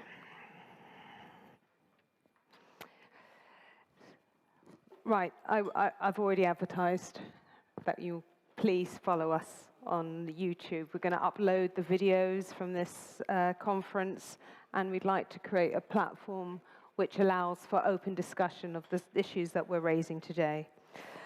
Okay, session 3. Are you ready? This is the final session. You've all been great. Not many have gone for a comfort break, so you've done really well. Okay, session 3. A socially just climate and energy transition. The disastrous impacts of climate change are evident, yet policies from the Dubai COP28 summit fall short in addressing them. Loading consumers with green taxes while protecting big polluters is unjust. We all know this. Public investments in affordable alternatives and climate protection are needed and must be funded by the major polluters such as the fossil fuel industries. It would be wonderful to spend some of this money on the social funds and the social needs that we have. Please welcome for this final session to the platform, Tia Yag. Have we got Tia here with? Yeah. Oh, you're here. Wonderful. I knew she was coming a bit late. I got a bit worried. Tia, we're going to welcome. We're welcoming back Jeremy Corbyn. You can't get you off of here. And I would like to welcome Senator Lynn Boylan, who is a leading voice in Irish politics and who serves as a Sinn Féin spokesman on climate justice. Please welcome to the stand, Lynn.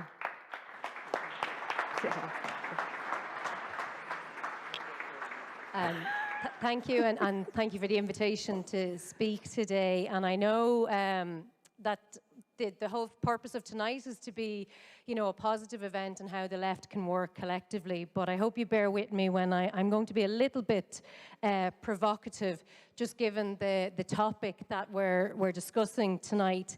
And I think that is that when it comes to climate action, I think the left dropped the ball on climate action. And I'm not for a second saying that we are climate deniers. Absolutely not. We all agree climate change is real. We all agree that governments need to do more, and we all agitate on behalf of that. But when it came to what our priorities were, I think climate change slipped down the list. And I think if we're honest, we would accept that. And again, saying there's very legitimate reasons for that. First, we're busy. Being a left-wing activist is exhausting. Just look at the topics we've covered tonight. You're constantly fighting injustice. So whether it is workers' rights, whether it's austerity, whether it's anti-war, corporate greed, international solidarity, we're firefighting all the time. And secondly, there were a lot of NGOs out there that were kind of lobbying on behalf of climate change, and I think we kind of nearly left it to them. And thirdly, I think sometimes, again, if we're being honest, climate action conflicted with some of our left-wing policies. So if we look, many of us did champion, and maybe rightly so, leaders that took back control of their natural resources, whether that was oil and gas, and used that revenue to lift their populations out of poverty. And calls to leave it in the ground were hard to swallow if that meant that you were foregoing millions in revenue that could help your population and help to address social inequality. Or leave it in the ground meant ending employment for thousands of workers, whether they were coal miners, whether they were oil rig workers, or whether in the case of Ireland they were involved in peat extraction. They were well-paid, unionised jobs. So I think where we missed a trick, and this is what tonight is about, how can we move forward, is that we should have followed along the lines of the environmental justice movement, because the left were very involved in the environmental justice movements. And they were rooted in social justice and the importance of economic and political alternatives. And instead, what happened with the climate movement, I think, is that, certainly in the global north anyway, is that it was captured by the liberals. And it was captured by middle-class white do-gooders who championed climate measures, but measures that were designed to ensure that capitalism and economic growth went unchallenged. They wanted to switch their diesel SUVs with electric SUVs. They want to retrofit their homes so that the savings on heat can help them to buy more luxury products or maybe take a few more breaks abroad. And I was an MEP during the Single-Use Plastics Directive. We wanted to ban plastic straws, fair enough, but heaven forbid we would actually take on the plastic manufacturers. And then we heard about regressive taxes that fund the transition and why carbon taxes are essential. And so not only do we as the left know that these measures are never going to go far enough to actually doing what needs to be done when it comes to climate change, nor will they address the historical responsibility for the emissions of the global north. But probably the most damaging part of it is that they have significantly undermined the public acceptance for climate action. And that's where we have a job of work to do. So I suppose my appeal to all of you tonight, and maybe to facilitate the conversation, is we need to go back to those environmental justice roots. We need to set out our vision, the left's vision, for what is a decarbonised future. What does that look like, a truly just one? And I think despite the damage done by years of neoliberal climate measures, there are positives that we can build on. The research shows, and this is in most countries, the public get it. They know that climate change is real. They know that climate action is essential. So we have to build on that. If we look at our young people that were involved in the Fridays for Future, they get it. They were calling for system change, not for carbon taxes. And also, I think the thing that we have going for us is fairness. Because fairness as a concept has a deep public resonance, and the left get fairness. We get what that means. And so to date, I think the Green Movement has appealed to individual self-interests. Our strengths as the left is that we can appeal to the collective. We can appeal to the restoration of a social contract, of the collective benefits of cooperation when it comes to climate action. And so while we were once focused on renationalisation of fossil fuel resources, we must now champion the state-owned renewables. The developer-led model alienated communities who saw little material benefit from the renewable transition.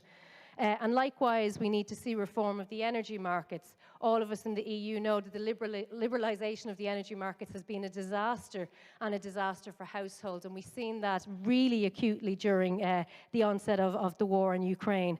We also need public-public partnerships where we share our technology and we share knowledge between the global north and the global south, and all of those innovations. We need a just transition for workers that's not just a soundbite. If I hear more right-wing politicians talk about a just transition, they don't know what it actually means. We have to set out, what does that look like? How is it going to be funded? How do we ensure that the future green jobs are also secure and well-paid jobs, like those fossil fuel industry jobs? And we need to start now identifying the sectors that are at risk so that we can set out and design the roadmap for what does the future look like. Is it continuous education and funding that? What is the roadmap for the workers that are at risk? Because we did let the fossil fuel workers down. We can't let all of the other sectors that are going to be part of the decarbonisation down in the future. And we need to ensure that artificial intelligence is a force for good. It absolutely can be, but it's also going to be responsible for job displacement. And how do we ensure that we collect the revenue when it comes to artificial intelligence, that it's benefiting and helping to fund the transition? And also, how do we make sure that they pay for the vast amounts of energy and water that they're using? Can we use some of the money that we could raise through that to build out our care and our creative sectors? So look, I hope that the conversation tonight will be that we will we won't be able to answer all of them tonight, but that we go away thinking, what is the left's vision for climate action, and how do we take ownership of climate action back from the Liberals, who unfortunately have undermined public solidarity in that, and how do we work cooperatively and rebuild the public confidence in climate action? So thank you. My mic's off. Hello? Hello. Thank you, Lynn. That was really powerful. Thank you. You covered all the bases there. Thank you, thank you, thank you. Okay, before we get our next speaker, we have an absent speaker who sent a message. It's a very powerful, emotive message by Anuna de Weaver, who holds a commanding presence in the global climate movement. I know it's important that we tell a positive or hopeful story about the future that we're trying to create, but that doesn't mean we should be falsely optimistic about the current reality that we are in. It has become profoundly clear that the climate crisis is about something much more fundamental than just climate. No matter how many promises and ambitions we've heard, temperatures and emissions are rising. The deadly threshold of 1.5 degrees, once described as an absolute limit, is now just a number on the way to 2 or 3 degrees with current climate policy. As a climate activist who's been organizing and protesting for the past 5 years, I'm not naive anymore. I used to think climate was the first chapter of a book in which we got to rewrite the future of the world. Now I understand that climate is the last chapter of a system that has been living off of the exploitation of humans and the planet for centuries. Genocide, Western imperialism, capitalism, and white supremacy are at the root of the climate crisis. This translates into an economy addicted to growth for a small elite at the expense of the vast majority of humanity. If we want to think ahead to a carbon-neutral world, we first need to look behind us. What are the foundations that we built on? Colonialism. It dictates the European economy, political institutions, corporate production chains, trade agreements, and geopolitical structures that are accumulating our wealth. European wealth that is now supposedly creating a green Europe through the European Green Deal.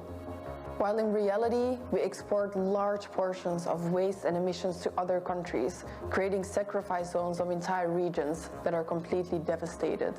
I know these words may sound radical or controversial to some, but that's because we don't collectively name it enough. And that can change when more and more people use these spaces to tell the deeper truth about the system that we are trapped in. What we need is not simply more climate ambition.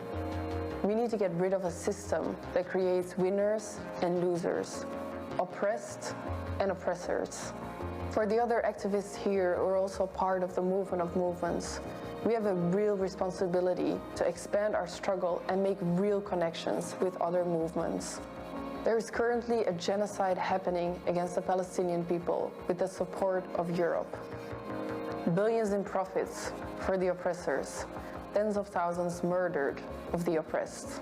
This is just one symptom of a system that unfolds everywhere in the same way. Talk about it, fight against it, and let's collectively make sure that we don't remain stuck in a one-sided story about climate and emissions. Thank you.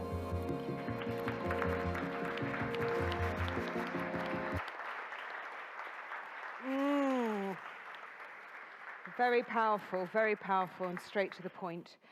Our next speaker, Tia Jark, is the Confederal Secretary of the ETUC. Her responsibilities at the ETUC are wide-ranging, from collective bargaining to digital trade unionism. Tia also works closely developing policy with the Eurofound. Yeah? Make sure I get that round. Which is the EU agency for the improvement of living and working conditions. Tia, obviously you've heard Lynn's wonderful speech and you heard Anuna.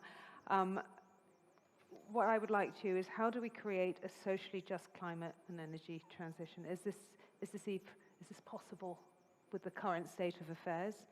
And are we reaching any of our targets? I know that, Lynn, you've broached on some of those already. Have you got the mic? Oh. It's all right. Shout. Hi, thank you so much, first of all. Yeah, I very much, of course, agree with what has been said at the beginning. And I think that when talking about social justice and climate justice, we need to admit that we're lacking behind. Again, it's a nice words that we hear so many times, but Europe, it's not delivering. And I think that, yeah, we really need to look at what are the potential actions and really build on the movement that it's happening on the ground, grassroots movement, young people, join forces, and really, as it has been said in the previous panel, hold our stakeholders accountable for the promises they have delivered. 100%. Because when I say that, yeah, Europe is not delivering, it's because we look at what has been promised and where we are right now. So, for example, we had adopted council recommendations on just transition to tackle these things, but the review of the council recommendations done last year by EMCO showed that only one country has prepared a legislative framework and action to tackle just transition and climate targets. We are not going to reach the targets from 2030. We are not, simply not. And what now? Is this okay? Is this something that we're willing to accept? Is this something that we're willing to delay? I don't think so. Because talking about climate change, talking about alternatives, it really should not be seen as a rocket science. We have technology now. We know what needs to be done. We just need to push for it. And how we do it, of course, with public investment. It's not going to be easy. It's not an easy process to achieve it. It's costly, of course, but we need to set our priorities straight. So yes, we do need to invest in just transition. We need to invest in energy transition. But right now, again, looking at what's happening at the European level, is they're forcing us with austerity measures again. So on one side, they're promising sustainable economy, sustainable future. They're talking about the just transition and climate neutrality and so on and so forward. But on the other side, they are forcing governments to cut public investments. So we at ETUC, at the European Trade Union Confederation, we have done a research, and we are just going to publish it in upcoming days, that basically shows that right now it's only 3 countries that have enough funds to invest in just transition to reach the deal, to reach the goals that we have set. Only 3 countries. So it's clear that further investment is needed. But when talking about investment, it shouldn't be just giving funds. It should be giving funds with conditionalities. So when we are talking about public investment, we should talk about social conditionalities and, of course, of some kind of green golden rule, so that we really check where this money is being spent for. So, and when we're talking about social conditionalities, it really means that we need to create good quality jobs. So yes, some jobs are going to disappear, some jobs are going to be lost, but what are we going to create with it should not be precarious jobs, should not be low-paid jobs, should not be jobs where employers are involved in union busting or attacking trade unions or preventing collective bargaining. It should be done together with the workers. So this is why also, yeah, we shouldn't be reckless when we are talking about investment, because yes, we might come to a point where we will have the funds to invest, but as I said, we should be very careful where we're investing in it. But yeah, right now it doesn't look like we have funds to invest because of the threat of the austerity. But again, the solution here, it's very clear. Indeed, we need to increase taxes. And with the recent European fossil fuel windmill taxes, like we have achieved something that seems to be unachievable for a long time. And with this, it opens a new avenues. But again, only if it's done in proper way. And not only taxes on fossil fuel, but also taxes on the richest, on the wealthiest. Thank you. Wealth tax. Again, at ETUC in December, we have just adopted a resolution where basically our members, meaning 45 million of workers, called to come up with a directive that would tax the richest one, and with this, we could raise 1,000 billion euros that could be invested in social protection, in just transition, in public services, in actually ensuring the well-being of the citizens and the planet. Because yeah, when talking about social justice and climate justice, for us, this is basically two sides of the same coin. There is no one without the other. We cannot have social justice without climate justice, and we cannot have climate justice without social justice, because climate fight, it's anti-capitalist fight. We have to remember this. It's not about, you know, like nice, nice words. It's about radical change of the system. So we need to think. I'm going to wrap you up. So we really need to think about the alternatives, which I have said, they are there. We see them. Technology is there. Knowledge is there. The willingness of people is there. And I'm still an optimist, and I do believe in the collective actions. This is why I think that, yeah, we should really build on the energy of young people, Fridays for Future, of 100%. All of those who are aware, who are willing to go on the street and fight for it, and to join the fights of the environmental organizations together with trade unions, to join the green and the red fight, and show that we have the same goal, we are committed, and we will not give up, and yes, we will hold our stakeholders accountable if they do not deliver. Thank you. That was wonderful. Thank you. I could listen to you all evening, but I'm going to pull it in. I'm going to pass the mic back to Jeremy Corbyn. I'm not going to introduce him again. Can you pull this together for us, Jeremy? Thanks, Alison. I'll be very brief because I took too long in the last session. There is a crisis facing the whole world, that is obvious. Unusual and extreme weather patterns, increased flooding, increased forest fires, increased global temperatures, and rising sea levels. There's also a crisis of environmental sustainability for many people in mega cities around the world. Children growing up in New Delhi and other big cities like that around the world lose 15% of their lung capacity before they even reach the age of 5 years old. It is the working class communities in the poorest places in the world and the poorest people in the poorest places in the world that are hit first and worst by the effects of climate change and the effects of pollution emanating largely from the northern countries in the planet. Secondly is the loss of biodiversity, which doesn't just mean the extinction of large numbers of animal and plant species very rapidly. It means the loss of a sustainable environment. It means the loss of an effective natural system of agriculture in place of something that is wholly chemicalized agriculture, and with that all the dangers of those that work in farming. I've been to a number of the COP conferences, and at the end of them I just felt like I was drowning in greenwash. And I listened very carefully to all the advertisements and discovered that BP was no longer British Petroleum, but was actually something that was totally dedicated to the sustainability and the survival of the planet. And they printed everything in green to prove how green they were, and we all felt better as a result of it. And then they started lobbying me in Parliament to say, would I support new oil drilling in the North Sea to produce yet more petroleum? The hypocrisy of the greenwash lobby is quite unbelievable. And so we have to have an alternative, and I thought very hard about this alternative and to try and develop alternative policies within the Labour movement in the UK. And one of our shadow cabinet members who represented an industrial town in the northwest in Salford, Lancashire, Rebecca Long-Bailey, she said to me, Jeremy, this is all great, but... And I said, what's the but, Becky? She said, this has got to be understood and acceptable to the working class manufacturing workers community that I represent. That means public investment. That means public investment in system change. It means public intervention in job protection, in polluting industries, while you convert them to something that is non-polluting and sustainable. It should not be environmental sustainability on the basis of falling living standards of working class communities. Instead, it should be an opportunity for redistribution of wealth, power, and environmental sustainability that goes with it.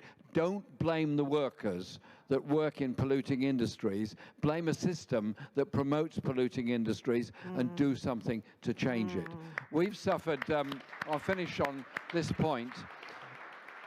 We suffered when Margaret Thatcher and her disgusting cronies privatized all the public services in Britain. we had a publicly owned water system in Britain. And we had actually very high quality public water, and we had an improving river water quality in every river all across the whole country. We had something to look forward to the idea there'd be more fish in cleaner rivers and cleaner seas. We've now had, nearly 30 years of water privatization in Britain.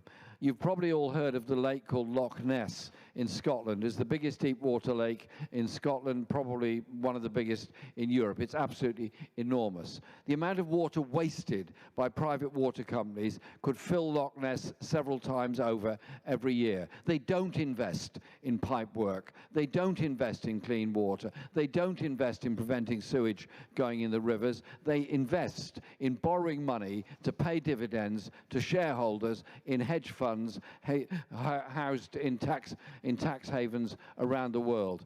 We now have no river in the UK that it's safe to swim in. We have very few beaches left where it's safe to go swimming from because of the levels of sewage in the sea. That is the price of greed and privatization. Our duty is to campaign for public ownership, public control in a sustainable world and a sustainable environment. And you know what? We can do it. Yes, we can. Yes, we can. Thank you, Jeremy. I don't know which microphone I'm looking. Before I pass the mic onto the floor, Lynn, would you like to respond to any of the video messages or? No? You can, if I give you the mic. I can respond in terms of the water because, well, Ireland was one of the countries that mobilised particularly around water, and it was a great lesson in, I suppose, when the left comes together collectively, we can actually achieve wonderful things, and we did push back against the introduction of water charges, which of course the EU had to put in a memo, which was in view then further down the line to privatise. Unfortunately though, and this is the lesson again that we need to learn from that, is that then fell away. So we won the battle and we kind of packed up and went home, and we didn't learn from the lesson of building that momentum of sort of, not in a patronising way saying educating the public, but what was really interesting about the Right to Water campaign in Ireland was people just started to join the dots, and that's what we're talking about with climate change as well. It's once you start talking and having those conversations and collectively bringing people with you, people start going, but you know, that's not fair, and that's not fair, and then they join the dots and realise that actually it's system change that we need, and I think that's how we'll achieve success in climate action, is if we learn from those successful mobilisations. Thank you. And bring people with us. Yeah. No, sorry. Thank you very much. Yeah, I'll take that from you. No, thank you. That is a very poignant point, because I think we're seeing that. I think we're seeing that in the wars. I think we're seeing that in austerity policies, and now we can see it in the climate. Can we have any questions from the floor?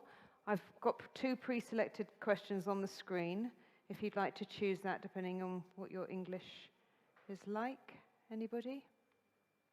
Yeah? You want to go first? There you go. Please, be my guest. Okay, I'm Inga Johansen from Denmark, Red Green Alliance in Denmark. I'm very happy that we are all going to expose the European Green Deal as green capitalism. I think it's very important, as we do have an election campaign, that we do come forward with this message. Another thing which has not been talked about very much is that war and militarization is really harming climate change. I mean, this is one of the worst factors, and we have not been talking very much about it this evening. And I really think we have to think about it and what is going to happen with our climate. What is going to happen with all this rearmament, all these wars that are going to spread, and so on. I think this is really serious. I'm going to take it over from you. I totally hear what you're saying. It's a huge footprint. It's a huge footprint that the wars are leaving. And you're right, when we're talking about connecting the dots, not many people have been exposed to that. Who would like to take on? Yeah? No? On the first question that's on the screen, how do we ensure all segments of society benefit? That's absolutely true.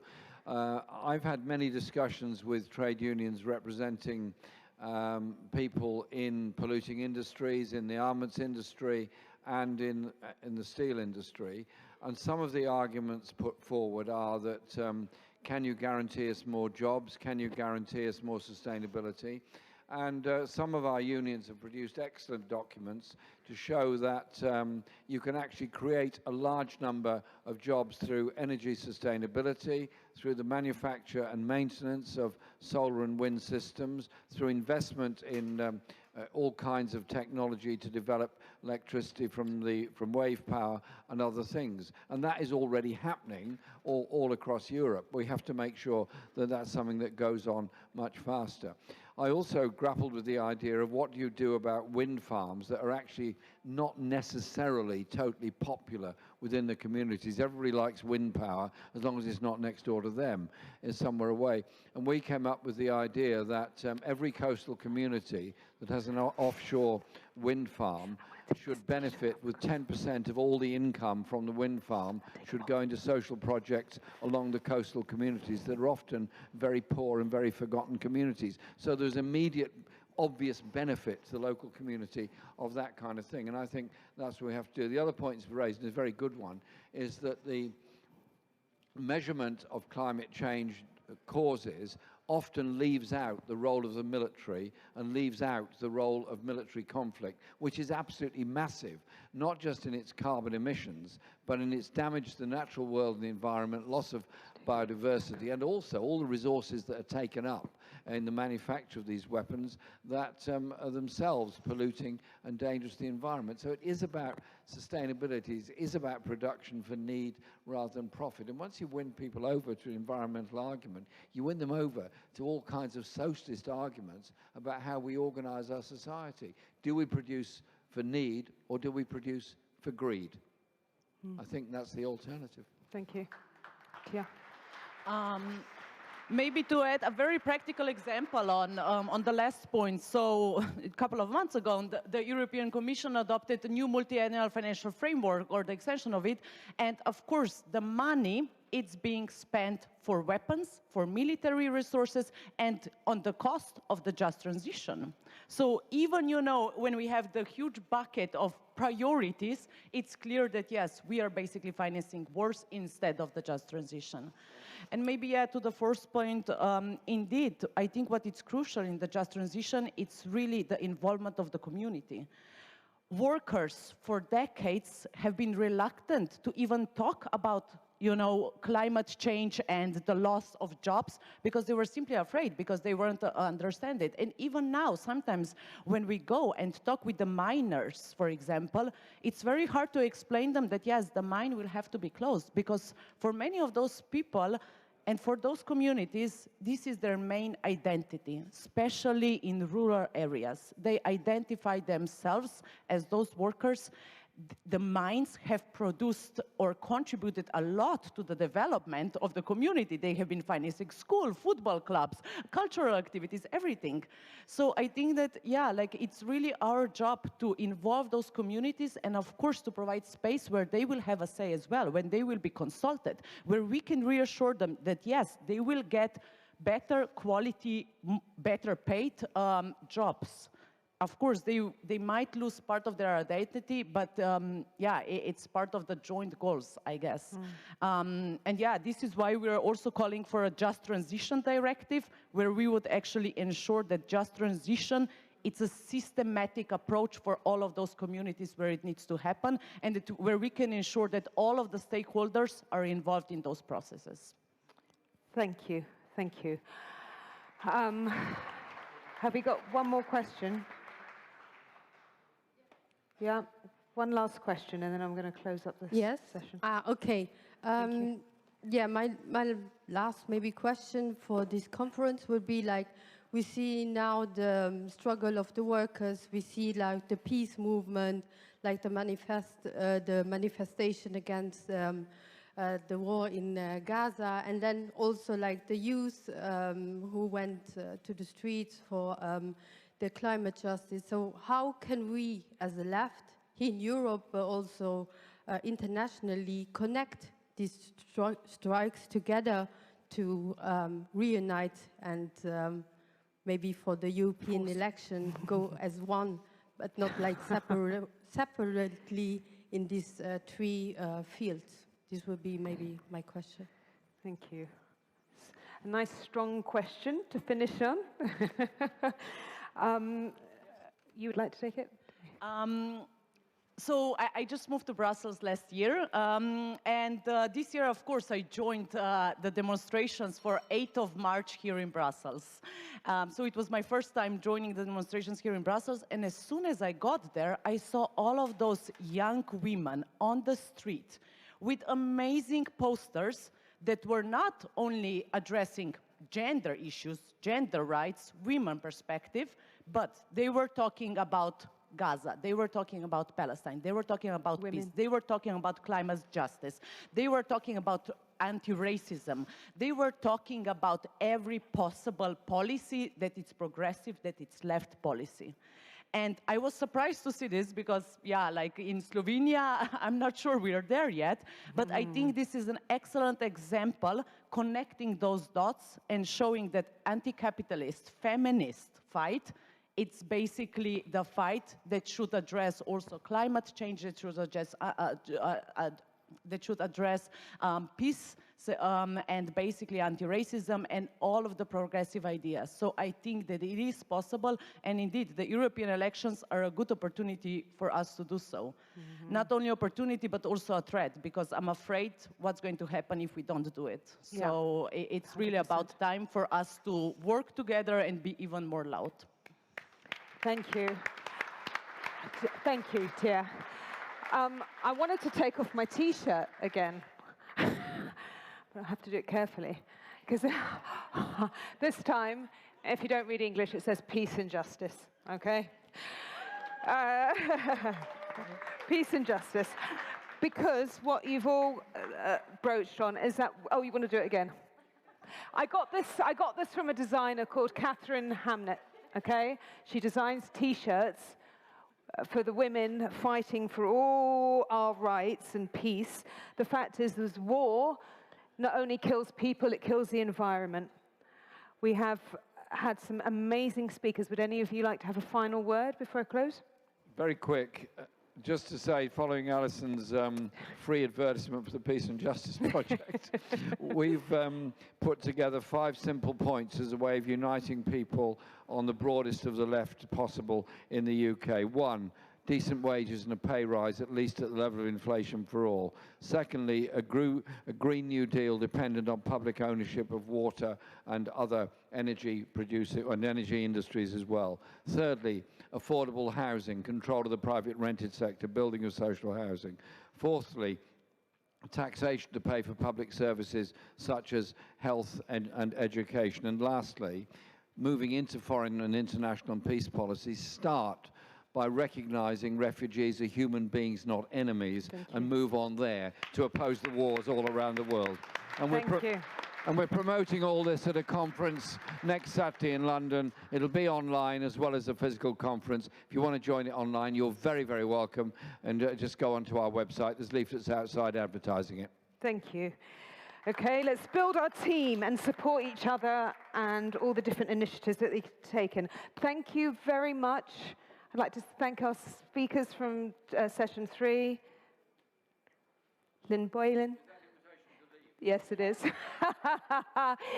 Tia Jock. Big hand of applause. Thank you. And Jeremy Corbyn. Thank you. Thank you, Lynn.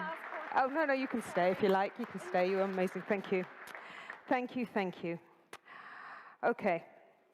Finally, please welcome to the platform the President of the European Left, a seasoned politician, a man I have huge respect for, and I've had the pleasure of working with a few times in order to promote the collaboration, the unity of true democracy. Walter Bayer. You have one. Dear comrades and friends, when we started preparing this event, we asked ourselves, what is the purpose of it? I mean, it's not an electoral event. It's meant to bring together people, regardless of if they are part of a party, belong to a party, and parties, regardless of if they belong to the European Left Party or to the left group in the European Parliament or not. Actually, the purpose of this event is to give a signal of willingness for dialogue and for cooperation among the left in Europe. And we need this cooperation and we need this dialogue. And that's why I want to thank all the parties and all the people who are present here showing this willingness.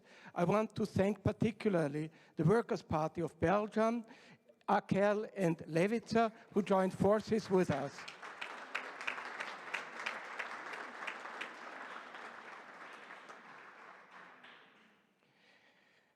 This event is not about ideology. This is not even about us. This event is about the people and demands of the people. We want to support collective actions for decent pay of the people, for affordable housing, for public services which are universally accessible for everybody who is in need, for the elderly, for the young, for the kids, for public education, for public health, for public care. And if I listened carefully, which was said here at the panels, there is so much agreement amongst us.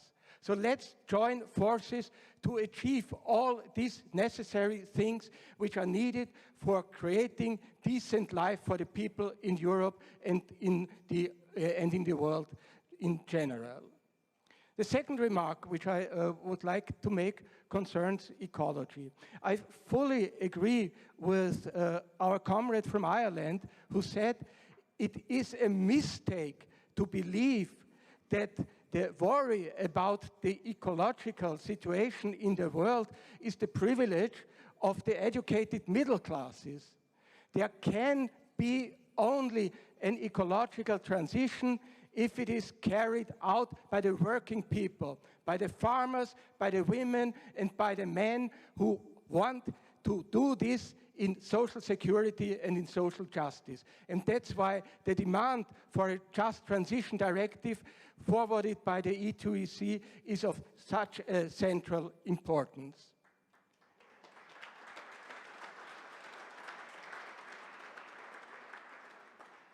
Third, there will not be an ecological transition, there will not be social equality unless it is a feminist revolution.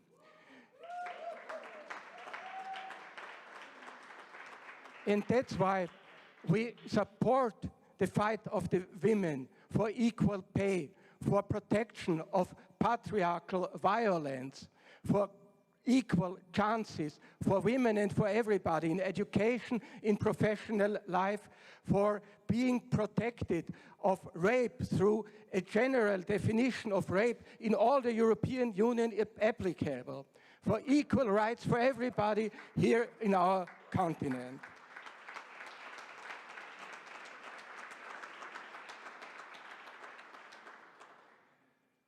And finally, everything we imagine and everything we dream remains hypothetical unless we can maintain peace in Europe and in the world. And that's why we demand, after 500,000 deaths in the Ukraine, stop this war now. Ceasefire, negotiations, withdrawal of the Russian troops. We demand from the European Union, from Ursula von der Leyen, instead of saying we will support this war, however long it may last, take political and diplomatic initiatives to help to come about with a political and a diplomatic solution of this war. And at the same way, we say, stop the genocide in Gaza. Free Palestine, Palestinian lives, Israeli lives matter, and they matter equally. And we demand from the European Union to recognize the Palestinian people's rights of a self-determined, self-governed state which is viable and which is secure. And again, the European Union must stop the double standards and the hypocrisy. On the one day, saying we want that Israel stops the killing, but at the same time continues supplying weapons for that this killing can go on.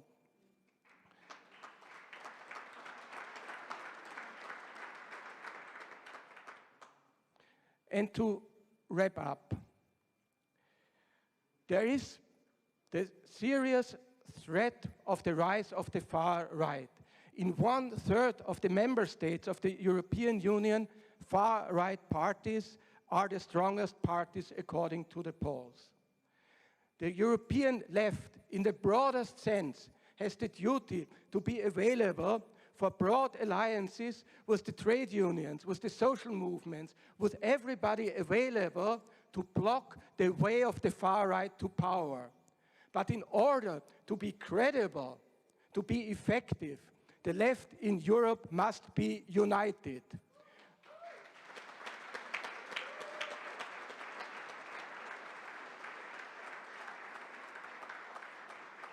We want to see a united left in the shop floors, in the municipalities and in the parliament, and also in the European Parliament.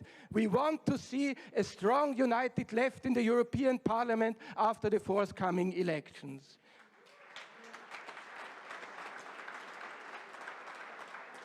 And we want everybody to assume his and her responsibility to make this happen. Comrades and friends, this is the moment in which the left must unite. United, we can make a peaceful, a solidaristic Europe. United, we can win a just transition. United, we can win, and united, we will win. Thank you very much.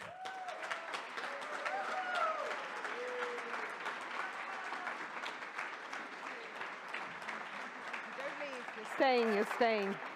Thank you.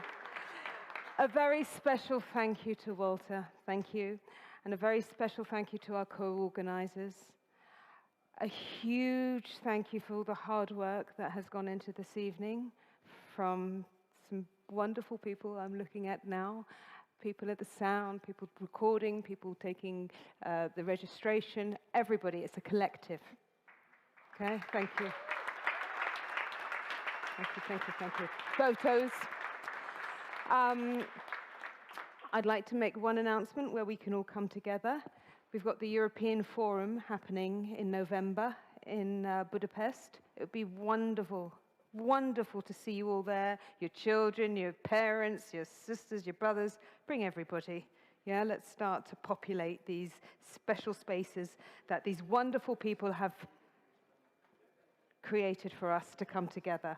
Finally, before I let you back into the open space to mingle and talk to some of our speakers, can I welcome all of our speakers back onto the stage tonight? And we'd like to do a little photo op. Yes. Can we get all our photos? Alison forgot one important person who have contributed to this event, which is you, Alison. Thank you very much for having guided us through this wonderful event.